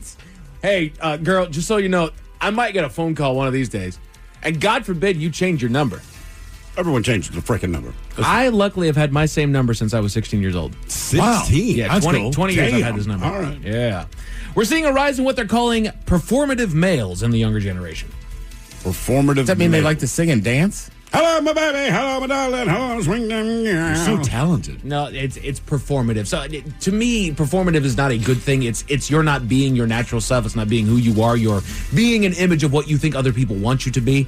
And with the Like when I don't slap people on the light rail. the performative male thing, I think if I read it correctly, it is men that are kind of masking some toxic behaviors that they might have to be. Oh no, I'm actually a very soft and gentle guy. It's like right up Okay. until the doors are closed. I think pretty much everything's performative. Yes, It has to be, right? It's called work. No, it's kind of the opposite. So what? They're pretending to be big, tough, toxic dudes. And No, they're not? maybe he had it right. They're pretending to be more like, oh yeah, I'm really into my nice feels. guy. sensitive. Yeah, Yeah, you were right. My bad. Right. They're just Isn't not. that every guy? It says frequently see with beverages like matcha lattes. Exactly. That flavor's just not good. No, it's not. It sucks. I know that's like big around here. Guys, it's not good. Yeah. It's awful.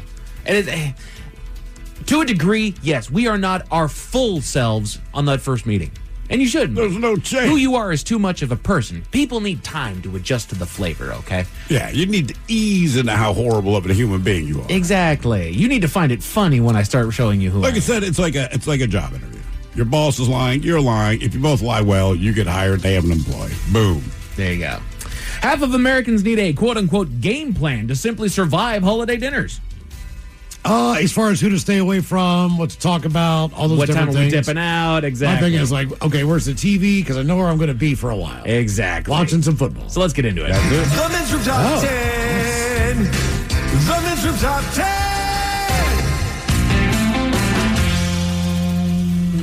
So there's all kinds of things that we are avoiding when it comes to the Thanksgiving dinner and all. Thank you, Steve.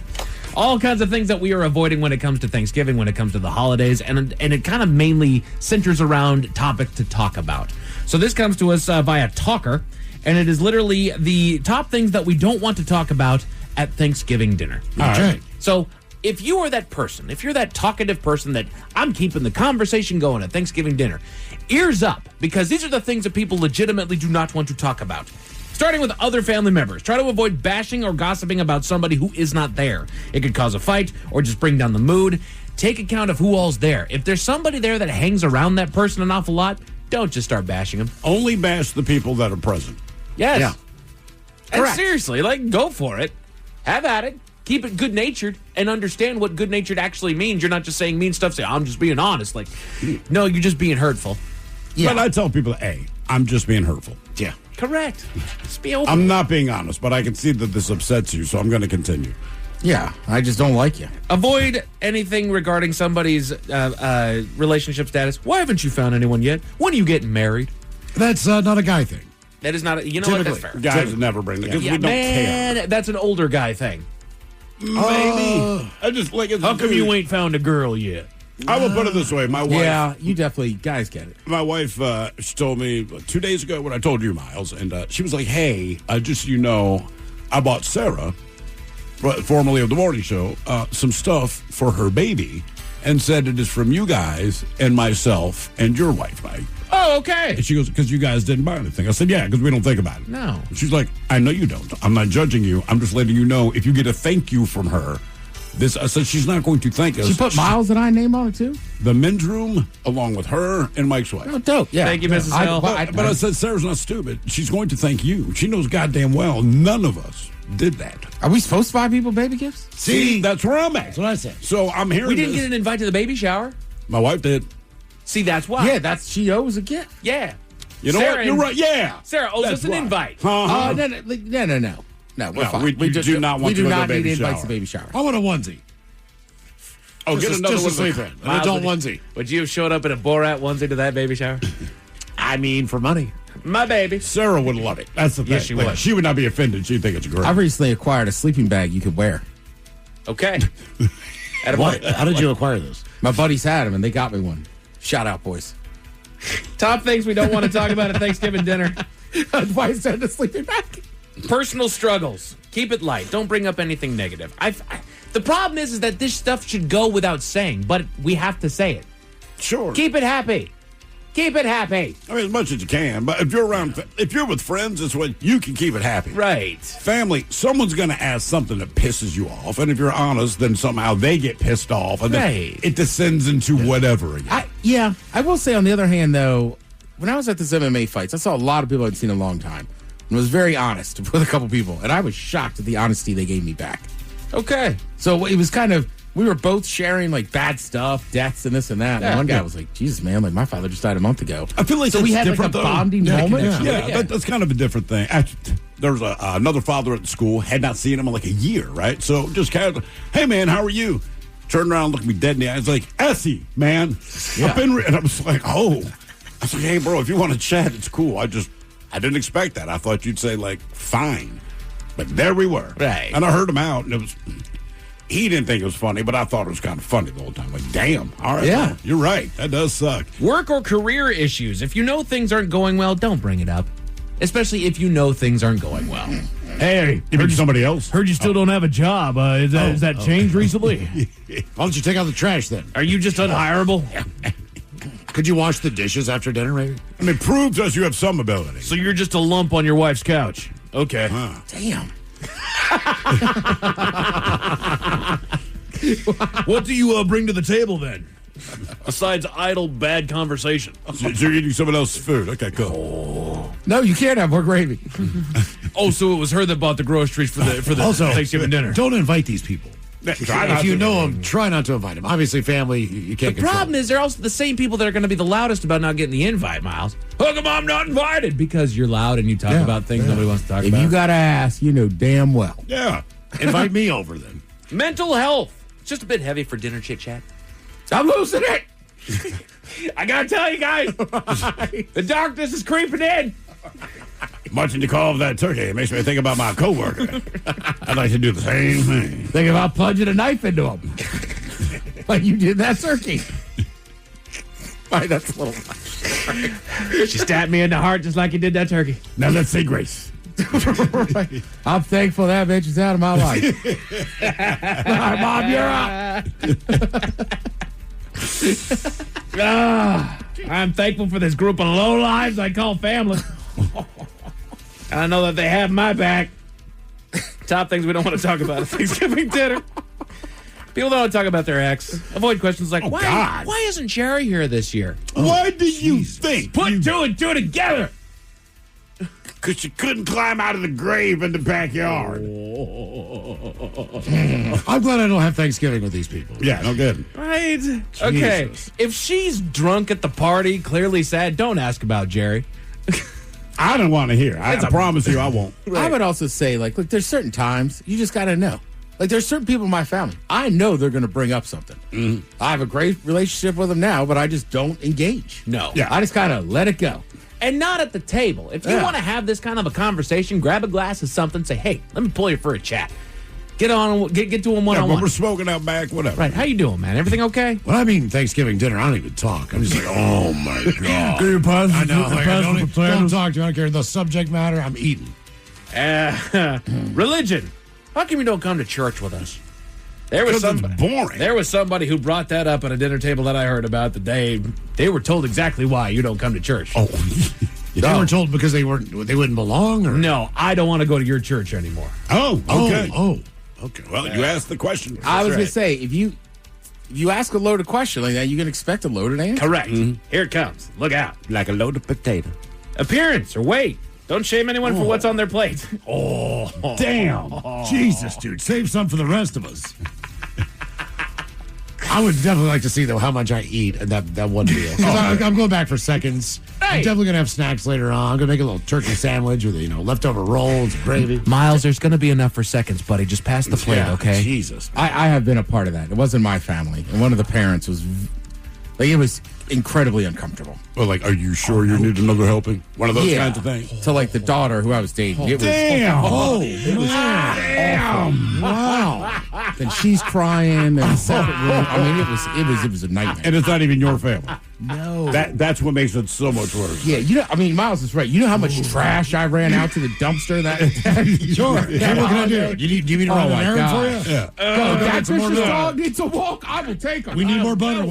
Damn. Hang on. It was that awful. The store's open at 8. Hang on. Oh, my God. It was brutal. I do that. I am guilty of running out on Thanksgiving. Does anyone need me to pick something up? Right. I'm going to 7-Eleven. Just go there and chief one in the car. Come back. I'm all relaxed. Got your butter, whatever. Oh, God. Top things we don't want to talk about at Thanksgiving dinner. Money. And number 2, avoid pointed questions like, how much are you making these days? 1, that's just an inappropriate question altogether. Nobody's goddamn business. I'm glad you got another brand new SUV there, Greg. Yeah, you get that guy. He's all bitter about it. I want you to pay me per pound by the amount of turkey we eat. Yeah, sure, Greg. We can split the dinner. Nice Rolex. Is that new? Jackass. This is the top thing that we do not want to talk about at dinner. Let's say it together. 3, 2, 1. Politics. Exactly. Just don't bring it up. That is not the place. You're with people that you disagree with. You know why? Because you're bringing it up. That's why you're saying it. Right. If you knew you agreed with them, you didn't say anything. There's a reason why you're not being invited in to Thanksgiving anymore. Because you keep having to make just a quick little slight. Shut up. We're all happy. We're a family. We're together again. Yeah, turkeys suck. Franklin was the worst president. Bring up archaic politics. You know what pissed me off in the White House? Was the worst president. Thomas frickin' Jefferson, all right? Everyone be like, wait, what?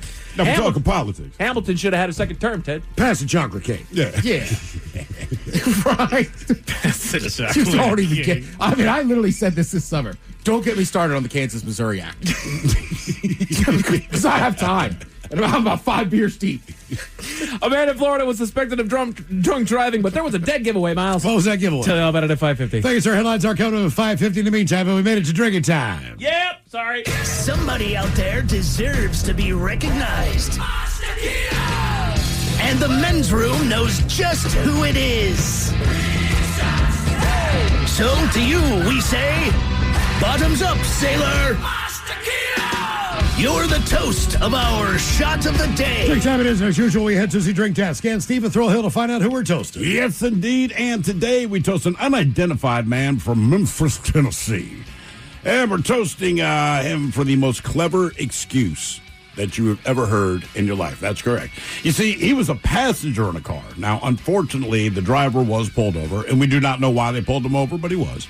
Anyway, the police found 7.5 grams of methamphetamine in his pants. Now, naturally, he denied that the meth was his. And he explained to the cops, quote, My brother wore these underwear yesterday. I don't know how I didn't know the meth was in there. If I did, I would have told you. Now, in spite of that very compelling and very realistic argument that he's wearing his brother's underwear from yesterday, turns out the cops, they just didn't believe that compelling defense. They ended up arresting him anyway and charging him with possession.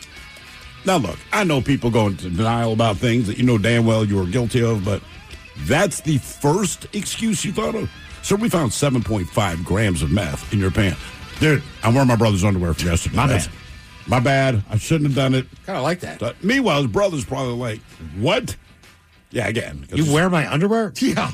The day after next I wear day? them? Not washing them? Yeah. All right. Because if he's telling the truth, that's almost grosser. So we pour this booze and we drink this booze because we think it's yummy. Yummy. So over the tongue and down the throat to party in our tummies. Down the hola bichola. All right, it's going to get tested on the line now for Profile This, 206-803-ROCK. Profile This is next. Coming at you live from Auto Trader, here's New Car Energy. They're searching inventory. You can make a budget for your wallet to help you succeed. It's smarter car shopping just for Find you. your next ride at autotrader.com, powered by Auto Intelligence. This episode is brought to you by Progressive. Most of you aren't just listening right now. You're driving, cleaning, and even exercising. But what if you could be saving money by switching to Progressive? Drivers who save by switching save nearly $750 on average, and auto customers qualify for an average of 7 discounts. Multitask right now. Quote today at Progressive.com. Progressive Casualty Insurance Company and Affiliates. National average 12-month savings of $744 by new customers surveyed who saved with Progressive between June 2022 and May 2023. Potential savings will vary. Discounts not available in all states and situations. Hold up, we got one play. Everything we work for comes down to this. Quick question. Speaking of workouts, how would you rate your athletic program? Bro, we're in the middle of the state championship. Oh, so like a B+ then? Dude, get out of our huddle. Well, at Homes.com, we leave it all on the field to get you detailed information on local schools. Off the field. Off the field. Copy. All right, go sports. How did he even get in here? Homes.com. We've done your homework. No matter why you give, your donations can do so much more with a donor-advised fund from DAF Giving 360. You can get a tax deduction upon funding an account, and your assets can potentially grow tax-free as you recommend when and where to give. It's a tax-smart way to maximize your charitable giving from a fund with over 25 years of experience, bringing donors, financial advisors, and charities together. Make a greater impact with DAF Giving 360. Learn more at dafgiving360.org.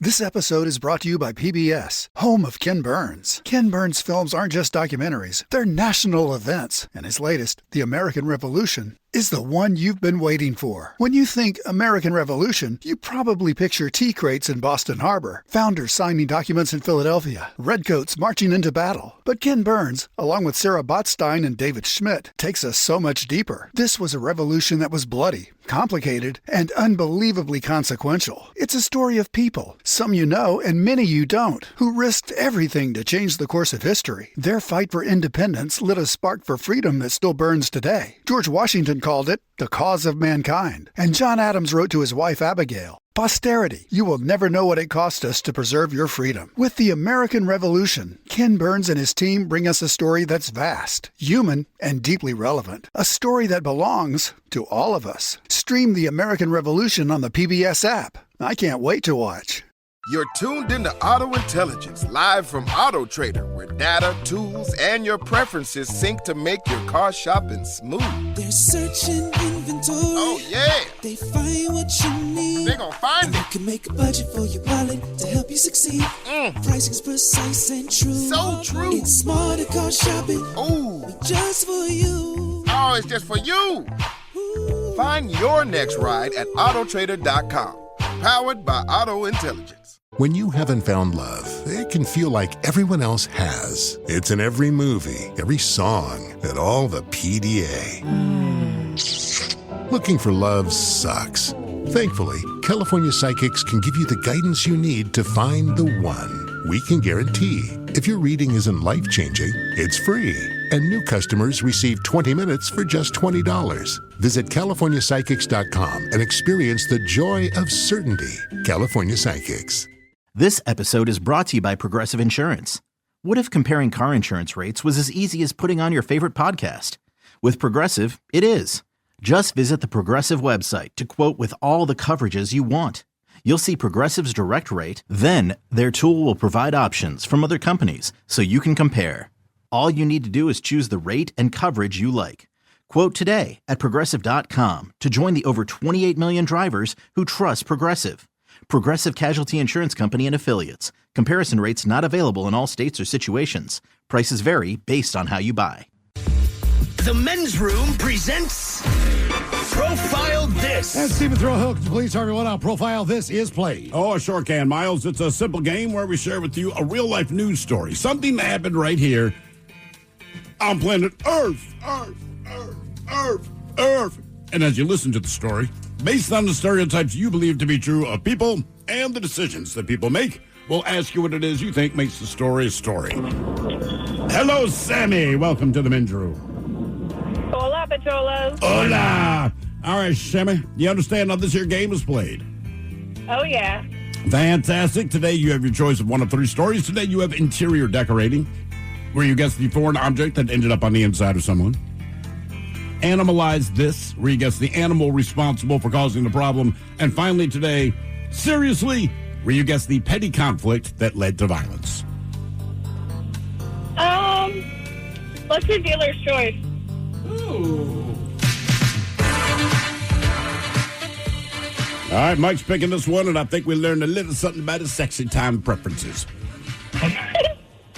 All right, in this case, the object was not necessarily in their body, but certainly on their body. A man was charged with smuggling after Customs and Border Protection officers at the U.S.-Mexico border noticed a suspicious bulge in his pants, only to learn that he had something hidden in his underwear. Jesse Martinez, a 35-year-old U.S. citizen living in Tijuana, Mexico, he was indicted on Friday after authorities said he tried to smuggle contraband into the United States late last month. When questioned by customs officers, Martinez claimed several times that the bulge in his pants was his purin, which is the Spanish word for penis. So they kept asking him over and over, and he's like, hey, man, it is my D, seriously. However, when authorities took a closer look, they discovered the contraband hidden inside of his underwear. It was not his penis. Now, if convicted, he would face a fine up to $250,000 and a maximum of a 20-year prison sentence. The question is, what did my man have hidden in his pants besides his purin? Was it cocaine? Was it methamphetamine? Was it baloney? Or was it parrots? So cocaine, meth, baloney, or parrots. What did my man have stuffed down the front of his pants? Wow, that's quite the choice of selection. Well, I'll be honest with you. I base this on when I go to Mexico, I put all four of those things in my pants. Yeah, well, that's a party, I guess. It just feels good. Yeah, I'd say you got to fight a parrot high on meth while eating bologna. Yes. What do you guys think? I'm going to say bologna because I want to see that log in his pants. You know what I'm saying? The problem is the bologna's going to be too big, and I don't think bologna gets you 20 years. Oh. I'm going with bologna. All right. Yeah. Well, now we know what Miles likes in his pants. That's right. What about you, Ted? What's this baloney pony? I mean, for the dumbness of it, I'm going parrot. Yeah. I mean, seems like you would know there's a live animal in there, but maybe not. A parrot in your pants? Jesus. I mean, I know smuggling food products is a very big no-no, but I'm with Ted where I don't know if that'd be quite fine in the time frame. So I'm kind of with Ted. I think it's a parrot. You're going with Pants parrot for saying. Pants parrots. What was in this guy's pants? Cocaine, meth, bologna, or parrots? We'll find out next. That was a tease. You are listening to The Men's Room. Time. It's always vanishing. The commute, the errands, the work functions, the meetings, selling your car. Unless you sell your car with Carvana. Get a real offer in minutes. Get it picked up from your door. Get paid on the spot. So fast, you'll wonder what the catch is. There isn't one. We just respect you and your time. Oh, you're still here. Move along now. Enjoy your day. Sell your car today. Carvana. Pickup fees may apply. We know you're uncertain about psychics. Is this fortune teller you found on a forum legit? Your one true love is... me! That's why California Psychics reject 98% of the psychics who apply to work with us. We guarantee if your reading isn't life-changing, it's free. New customers receive 20 minutes for just $20. So experience the joy of certainty at CaliforniaPsychics.com. Experience the joy of certainty. California Psychics.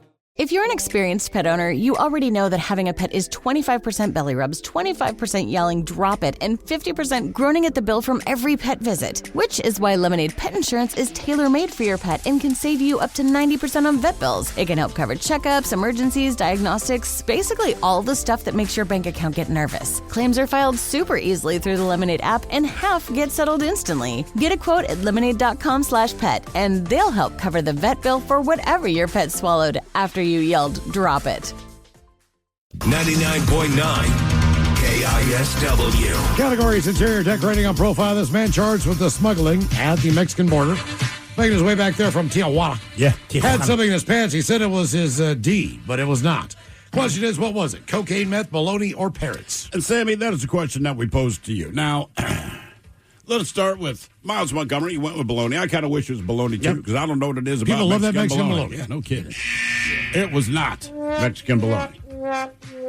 And then, Sammy, for reasons I cannot explain, you agreed with D. Ted Smith and said a parrot. Well, it turns out you're wrong. It was two parrots that he had stuffed in his pants.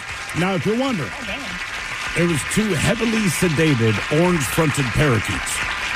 So when they pulled these things out of his pants, they thought they were dead at first. And he's like, no, look, man, they're not dead, but they are sedated because I put them on my pants, and I don't want them packing You around. get 20 years for smuggling two parakeets. So I guess something about these parrots, I don't know if they're rare necessarily, but I guess they're part of a very big animal trade operation between the U.S. and Mexico.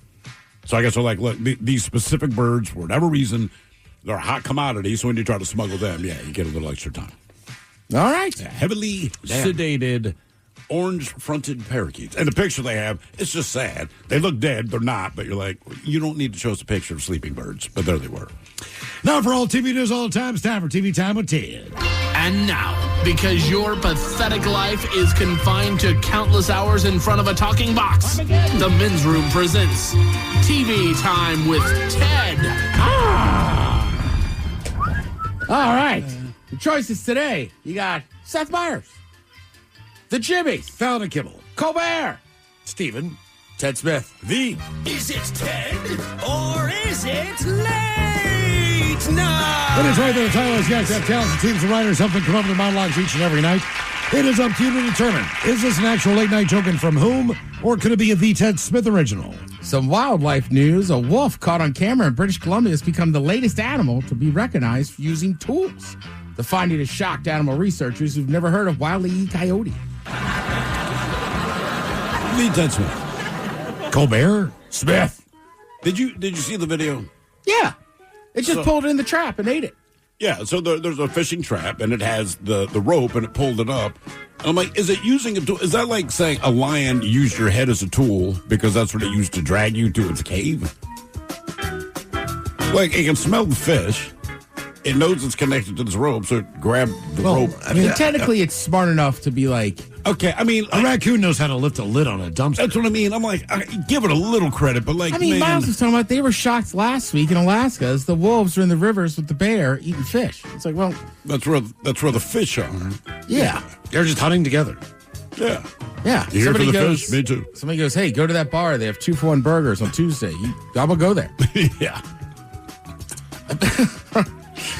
A billionaire gave dating advice on social media over the weekend on X, saying that he would ask, may I meet you, before engaging further in conversation, and claimed he almost never got a no. However, he did get a lot of 6-digit phone numbers. Seth. Colbert? Seth. Billionaire hedge fund manager Bill Ackman shared some dating advice over the weekend on X and said that he would ask, may I meet you, before engaging further in a conversation, and claimed he, quote, almost never got a no. However, he did get a lot of 6-digit phone numbers. Let me get this right. Tony. Oh, yeah. Damn it, Tony. Wine is going to be more expensive this holiday season. Americans looked at their extended family and said, whatever it costs, it's worth it. Valid. Yeah, valid. That's valid. Wine is going to be more expensive this holiday season. Americans looked at their extended family and said, whatever it costs, it's worth it. Let's go. Come on, bring it on. PSA, wine drinkers. Stop saying, do you need that much beer? You people are going to be 2 bottles in and hammered before I am. And wine has a higher alcohol content. I've just never understood that. A group of nearly 400 musicians gathered in Australia to attempt to break the Guinness World Record for largest bagpipe ensemble. All they broke was every window in town. Foul. Seth Meyers. A group of nearly 400 musicians recently gathered in Australia in an attempt to break the Guinness World Record for largest bagpipe ensemble, but all they broke was every window in town. Is it me or Blowhard's making a comeback? Hey-o. It's a bagpipe joke, Mike. Well done. Got to use your fingers, too. All right. Started a new show last night. I'm obviously very excited about it. Watched 2 episodes. So it's a 4-part miniseries, right? Mm-hmm. Of all the presidents to be assassinated, who's the one we forget about? Garfield? All right. Yeah, exactly. So this show's called Death by Lightning. All right. Listen, I'll be the first to admit, Garfield's a funny punchline. My bad. Didn't realize the guy had fought in the Civil War and some of the biggest battles. Oh, yeah, his history is actually... It's unbelievable. Mm-hmm. Then he goes to the convention to give a speech for General Sherman's brother, who's also from Ohio. Basically has never... He's been in politics. Yeah. Right? But he basically has... His wife knows. He just told the kids, during the war, he was outside camping, like keeping records right, or something. Yeah. But then he gets to this convention and gives this speech, yada, yada, yada. He ends up getting the nomination, but he's like, I don't really want it. Like at first he's like, I don't want to do this and that. But it's very interesting. First of all, you'll learn more stuff about Garfield, which is really interesting. But also it parallels at the same time with a guy who's going to assassinate him. All right. You see what he's doing too. And what was he up to? What was his deal? Working the drive-thru. He's, what's the term you'd use now? I don't think you're supposed to say it anymore. I used to say he's like a shyster or, you know what I mean? Like working schemes. Like basically like he's snake oil salesman. Right. He's basically getting out of jail. Okay. All right. Right. The sister picks him up. Of course, the husband's like, I don't want him here, this and that. So the guy's a pretty scummy dude. He's stealing money from people, this and that. Okay. But from what I could tell, he basically gets kind of infatuated with Garfield. I mean, the guy's a whack job, right? He probably needed to be in a mental hospital, which the sister tries to put him in. But it's because he's a bad person, but yet he really has these ideals, right? Because people got to understand, like after Lincoln gets killed and stuff, like the country's still not in a great spot. Right. Right? You have the Emancipation Proclamation stuff, but like it's not like black people could vote or anything yet. Nope. So there's still we a lot got Black of Friday. That's it. Right. So there's still a lot of stuff that needs to be done. So, he goes in there and just gives this speech, Garfield does, about like, this is why you should pick this guy. And people are just like, Jesus, man, you should be the guy. So the guy that is then going to be this assassin, he's really trying to get involved in it. I imagine what's going to happen is basically they're going to be like, you're a creep, get away from us. Right. And it turns. But just super interesting show. If you like anything history or whatever. And there's a lot of good actors in it. So is it like a docudrama then? So it's pretty authentically like real to the story. Obviously, they've added scenes. Sure. Is it narrated or is it just No. It's just the actual show? Right, like Nick Offerman is Charles Arthur. Charles A.F. Yeah. Yeah, but like he does a great job in that. Huh. Okay. It's just crazy back in the day. Like, the delegates really mattered. Yeah. I mean, nowadays you know who the delegate's going to be. So I mean, the election could go on for hours and days and this and that. So just. If you like history at all, it's a very good show. There's some good actors in there. There's one guy, God damn it, what's his name? Bradley Whitford. I know who he is, yeah. You know his face and everything. I always remember from Billy Madison. I remember from Billy Madison. He was on The West Wing. More importantly, he was in Get Out. Okay, I've never seen Get Out. Yeah. But he just has a way of talking that for some reason, his character is very serious. The first 5 minutes of the show, I kept giggling. So I'm like, is that the guy from Billy Madison? But awesome show. Highly recommended. All right, who's your favorite late night talk show host of all time? Ooh, all time. All time? All time. Conan. Conan when he came on after Letterman. Craig Ferguson. I thought he just had the funniest show because it made no sense ever. All right, so people are voting over at Ranker.com to rank the best late night host of all time. Magic Johnson. Pat Sajak. The amazing thing is, who's low on this list? Chevy Chase. All right, so I got like the top 15, right? You have Larry King, Merv Griffin, Jack Parr. Oh, all kind. Okay. Dick Cavett, Steve Allen, Dick Clark. These are old, right? Yeah. Then number 9, you have John Oliver. Okay. Yeah. Yeah, he's very good. You go, all right, cool. Stephen Colbert, Ed Sullivan. Damn. Okay. So this is just all time.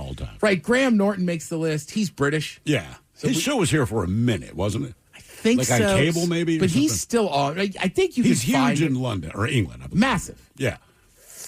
But what's interesting is that, like, let's see. Kimmel was ranked 16th. Fallon was 20th. Seth Meyers, they have a 21st. I can believe that, though. And just for me, when Jay Leno, by the way, all the way back at 22. I believe that as well. Just for me personally, and it depends what kind of taste you have, right? So, like, some of the guys you mentioned I like the comedy, all right? And I know Fallon and Tim said, I just don't find him funny because the jokes are so predictable. I'm like, well, all right, man, whatever. Kimmel, I never watch. I'm sure he's fine. I just don't watch the show. So for me, Jay Leno, to me, is the least funny person that's ever hosted a show that's supposed to be based on comedy. In spite of him being a comedian, it just wasn't for me. But obviously, he did quite well. So he also dug into people. Right, but that's what I like about Craig Ferguson. Funny, but he would get after you. And he's terrible, but to me. But I think Craig Ferguson, a lot of people would say he was garbage. And he kind of was, but for whatever reason, I thought he was hysterical. Ferguson does very well. He was 4th on the list. Really? But I'm with you. I think this goes to show you also kind of what, with networks, with corporate America, right? Like Jay Leno, it's like, we're still getting ratings. It's like, right, but this is all pre-Netflix, pre-anything else. So you only have so many choices. And exactly. Then a lot of times, like, basically after, it's like we said about NFL football, right? Whoever has the NFC, that pregame show always does better. Always. Right? Now, I don't think, to be honest with you, last weekend I was watching some of CBS. I kind of liked it better. But I don't really watch either of them that much. Mm-hmm. So it's like, I don't think you could sit there at Fox. You could bang on your ratings. But at the end of the day, it's like, well, yeah, but you got the NFC. So you got the NFC. So the NFC, no matter what channel it's been on, CBS or whatever, it has that show has always been number one. Right. So with Jay Leno. And a lot of it's the size of the markets that the NFC is in. Correct. So for Jay Leno, he was on NBC. I'm sure he got decent ratings or whatever, but he also just got better guests. That show was always number one. Did you say Jon Stewart, Ted? Is he on the list? So he was 5. The top 5 were Stewart at 5, Ferguson at 4, then Letterman, then Conan, then Johnny Carson, number 1. Johnny Carson. Look, I was a little young for Johnny Carson. I know he innovated a lot of things in late night, for sure. Johnny and he had Carson, some funny gags, but he himself, I did not find particularly funny. And that's the truth, right? Like, who was the English guy that took over after Ferguson? Oh, Corden. Oh, yeah, James Corden. I thought his kind of like skits and his monologue were always kind of sucky. Sure. But his interview style, where he brought everybody out at the same time, I thought was awesome. Right? So you're right. I think Carson, I don't know that his monologues ever crushed, but like he did some the great skits. Houdini or whatever. The mind reader. Right, and he had Ed McMahon there, and he was like a culture icon. You know what I mean? But he also kept those people on the couch. Yeah, you might have interacted with them all the time, but they were all the guests were eventually out there. Yeah, but James Corden, I just never seen bring all the guests out at the same time. Yeah, and obviously you're talking to the main person. Sure, but you would get the other person might chirp, and it's kind of funny. Plus, there's weird interactions, right? Like, who knows? Like, Miles is some famous movie. Let's say everybody in this room is a famous movie star. Mm-hmm. Now, unbeknownst to the host, Mike Hawk here, he doesn't know that Miles and I are also deadheads, and that we get together twice a year. Or we're roommates. And go see a Dead show. So I feel like that interaction would kind of bring that. Or that you ended up getting the role that I had to turn down and you got an Oscar for. Correct. Now, with Ferguson, I'm with you. I don't think the suits would ever, like, the puppets and everything. You know, for a guy that was stone sober, he basically made a show almost for stoners. Yeah, pretty much. Right? I mean, Jeff was a goddamn skeleton. In a trench coat. Right. And that was his sidekick on every single episode. And I laughed my ass off. So I'm with you. I thought Ferguson was great. But it's just funny when you ask people, like, who do you actually like? It's just like, right, I'm not shocked that Leno, Fallon, and Kimmel are low on the list. I'm a little surprised Seth Meyers is down there. But again, Seth Meyers does a great monologue. He's got one segment, then the rest of the show. Well, obviously, Johnny's dead, but out of the top 5, there's only one still doing it. Who are the top 5 again? Jon Stewart. Well, Conan, he's not doing And Jon it. Stewart does it once a week. Right. Yeah. Have you seen Conan's other show where he travels around the world and stuff? I have not. I know of it, but I've never seen it. It's pretty good. Okay. Like, I kind Is of... it just him being him interacting with people? Correct. He's kind of like consciously, but he's almost like America's Borat. Right? He'll just make a situation uncomfortable, and it's hysterical. Like the one when he goes to Ireland, like he's Irish descent. Yeah. Yeah, it's fine.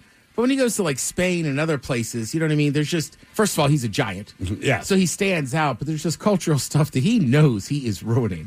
Like kissing some dude on the cheek or whatever. So that's what I'm saying. It is him being him. And he was good at that when he was on the air. Yeah. But I love this poll. Like, who do people actually like? It's like, not the guys keep shoving down our throats. Thank you, Tim. We appreciate it. You're listening to The Men's Room. Men's Room returns with Miles and Thrill. Now, let's see what's happening in the real world. All right, here we go. Florida woman beats up her boyfriend after their threesome goes wrong.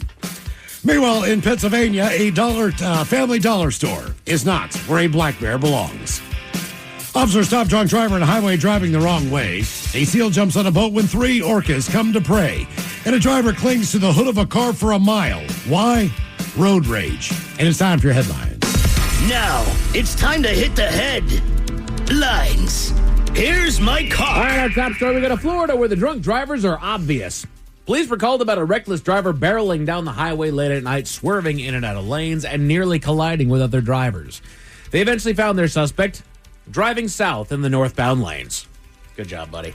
They quickly lit him up and pulled him over, conducting a field sobriety test. Officers say that he couldn't stand under his own power, and there were open containers in the vehicle. All great things. Jeez. While conducting the eyesight finger test, you guys all know that one right there. The man claimed that he couldn't focus on the finger due to his EFD.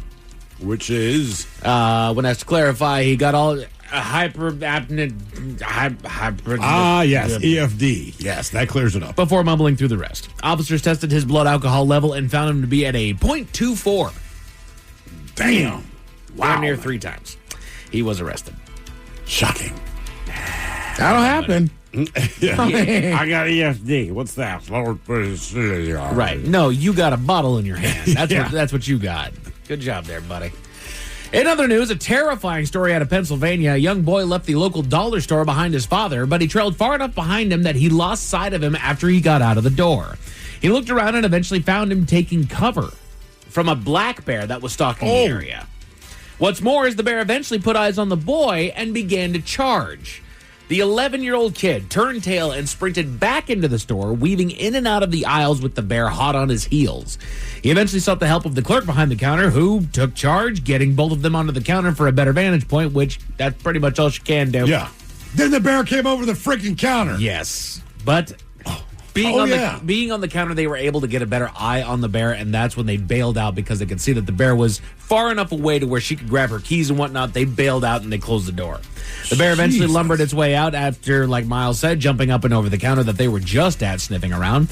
Local officials are warning people that they're in search of food before hibernation this time of year, and these encounters can get dangerous. And sometimes that food's an 11-year-old kid. Wow, man. Damn. I don't know if that was the exact intent, but that he was pretty intent on that kid for that to not be. That's easier prey, right? Sure. Typically in the animal kingdom, the old, weak, or the young. That's protein, man. That'll last through the winter. Protein bar. Oh. To Florida, where it's unwise to turn down a good time. A woman and her boyfriend invited a mutual friend over to their home one evening, where it was understood by all that there would be some fun had by all 3 parties when they arrived. Yeah. But after getting to their home and talking for a short period, it was eventually determined mutually that the 3-party shuffle was not going to happen that night. Clearly upset about the night's outcome, the woman of the couple began mercilessly beating her male counterpart in the face. Police were called and the woman was arrested, though it's not detailed what called off the triple threat match. Maybe her bad attitude? Right. Cold feet? It's got to be her bad attitude. Yeah, but because they kind she's the only one that still wanted to do it. So her boyfriend and then the other woman were both like, nah, let's not do this. Right. His girlfriend's the one that really wanted to throw down. He said no, and she lost her S. Right. Damn. Yeah, I think it's something that she said, something that she did. That's what I'm guessing. Because both of them backed out like, no. Right. And typically, the boyfriend's going to be like, hell yes. Sure. So whatever you did, she's just like, no, that's all right. No, he just wanted her to be in the chair. Yeah, maybe that's it. No, I just want you to watch, baby. Right. No. Just sit back and relax. You don't get to do nothing here. We go down under where road rage was the winner. The drivers of a car and a motorcycle got into a spat when one cut the other off while both were attempting to make a turn. The motorcycle rider made a few brake checks and rude gestures that led to the car driver maneuvering around him, clipping the bike in the process. That was the final straw. The motorcycle rider removed his helmet and threw it at the car's windshield, smashed one of the car mirrors, and jumped onto the hood as the car attempted to leave. Then hung on for about 1,500 yards as the car drove him to the nearest police station. I love that. Yeah, I'm just going to drive into the cops. Right, let's just stop on over here. The motorcycle rider was arrested and his license was suspended. They don't mess around with that. I'd be tempted to kind of speed up if I'm headed toward the police station and just slam the brakes at the front door and there you go. Shoot his ass in there. He was even messing with the windshield wiper while he was up there. Oh, yeah, he's going to rip it off. He punched the side mirror off. Right. This guy's got a screw loose. But just in case those stories left a bad taste in your mouth, thankfully, there's good news. Right here at home, off the coast of Camano Island, a group of whale watchers are making headlines for getting quite the experience. They observed a pod of orca whales some 300 feet away, but their view got a whole lot closer when suddenly a little seal started poking its head around the boat. Now, you guys have all seen that video of the seal that jumped onto the back of that boat a while back to avoid whales? Yeah. Same situation. Clearly on the run from the group of predators, the seal eventually sought refuge on their vessel, hopping aboard as the boat was surrounded by killer whales. Surrounded. They were everywhere. Did you see the video? Yeah. Yeah. I haven't watched it yet. I would be afraid if I was the boat operator that the whales are smart enough to pop the bottom of the boat as hard as they can to tip everybody over. Well, they did the wave thing. So they started. Oh, yeah. And I want to say the seal slipped off 3 times. Yeah. Just kind of bouncing around, like hung out right underneath the boat, just trying to blend in, trying to find a little bit of a safety ground around there. But, yeah, it was... Look, I know this sounds terrible. My wife and I watched the video last night, and eventually, because they tell you kill the power to your boat, right? Because you're not supposed to interact with nature, don't touch the seal, blah, blah, blah. Kill the whales, they try to do the wave thing. They shook the boat, seal falls off a couple times, hops his ass right back up there. At some point, the orcas leave. Right. And then they can turn the motor on, and they said they got whatever distance away, and the seal jumped back in the water. I looked at my wife, and I said, that bitch was eaten within 20 seconds of going back in the water. Oh, yeah. Killer whales aren't stupid. They're following behind. I guarantee. I was like, look, man, they went through all this trouble to get this little snack. All right, That's not going to feed all of them, right? But they went through the trouble, and then they went away. The boat went whatever distance it was, but it was only like 300 yards. Yeah, it wasn't too far. And then the seal jumped off under its own power. But I was like, that thing is gone by the time this video ends. Well, they were also saying that they believed that the pod was teaching the calves in there how to hunt and feed. Yeah. So it wouldn't shock me at all if they said, no, man, this is a trick. Hang on. Yeah, act cool. Act cool. And then they saw that bitch jump back in the water and they're like, oh, get him. It's trapped. It's a trap. Go back. As Steve said, the whales did soon lose interest and move on with the seal hanging around for a little while longer before diving back into the water to live another day. Maybe. Man, I gave that thing 2 minutes.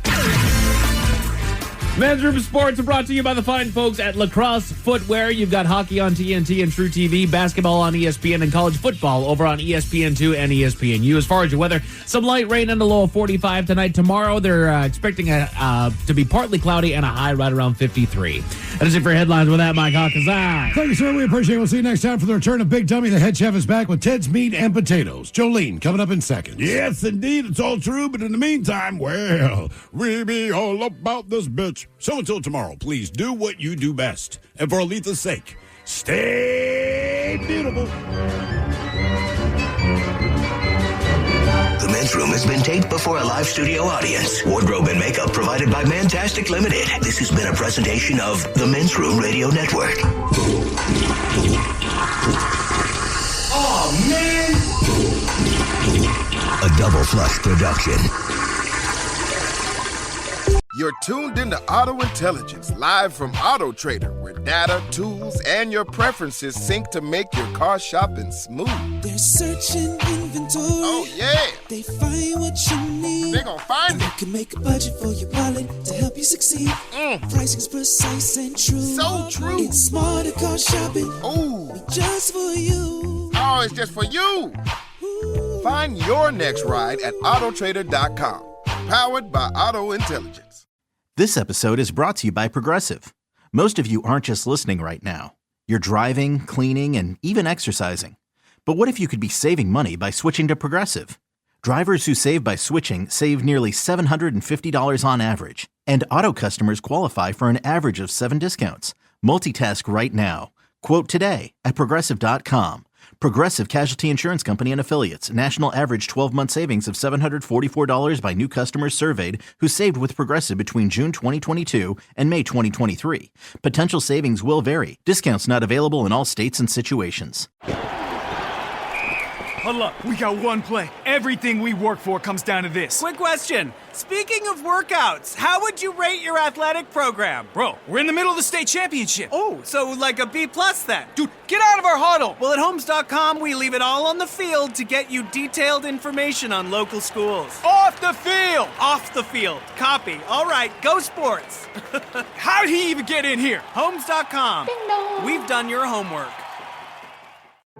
So, I made the new Eggo protein waffles the other day for my kids, and they couldn't believe how good they tasted, or that they were packed with protein. They have the same great Eggo taste we all know and love, plus 20% of your daily protein. They seriously taste amazing. Whether it's part of your breakfast before school or a quick bite before practice, new Eggo protein waffles and pancakes are an easy way to keep everyone happy. Head to your local grocery store to fuel your morning with Eggo protein waffles and pancakes, available at retailers nationwide. Explore your purpose. Become your potential. With an advanced degree from Marquette University Graduate School, Marquette graduates excel in their fields and are sought after for their academic preparation. With more than 70 career-advancing programs, you will find unlimited opportunities to discover a rewarding path. Most programs offer flexible formats for busy professionals. Become your potential. Search Marquette Graduate for more information. Marquette University. Be the difference.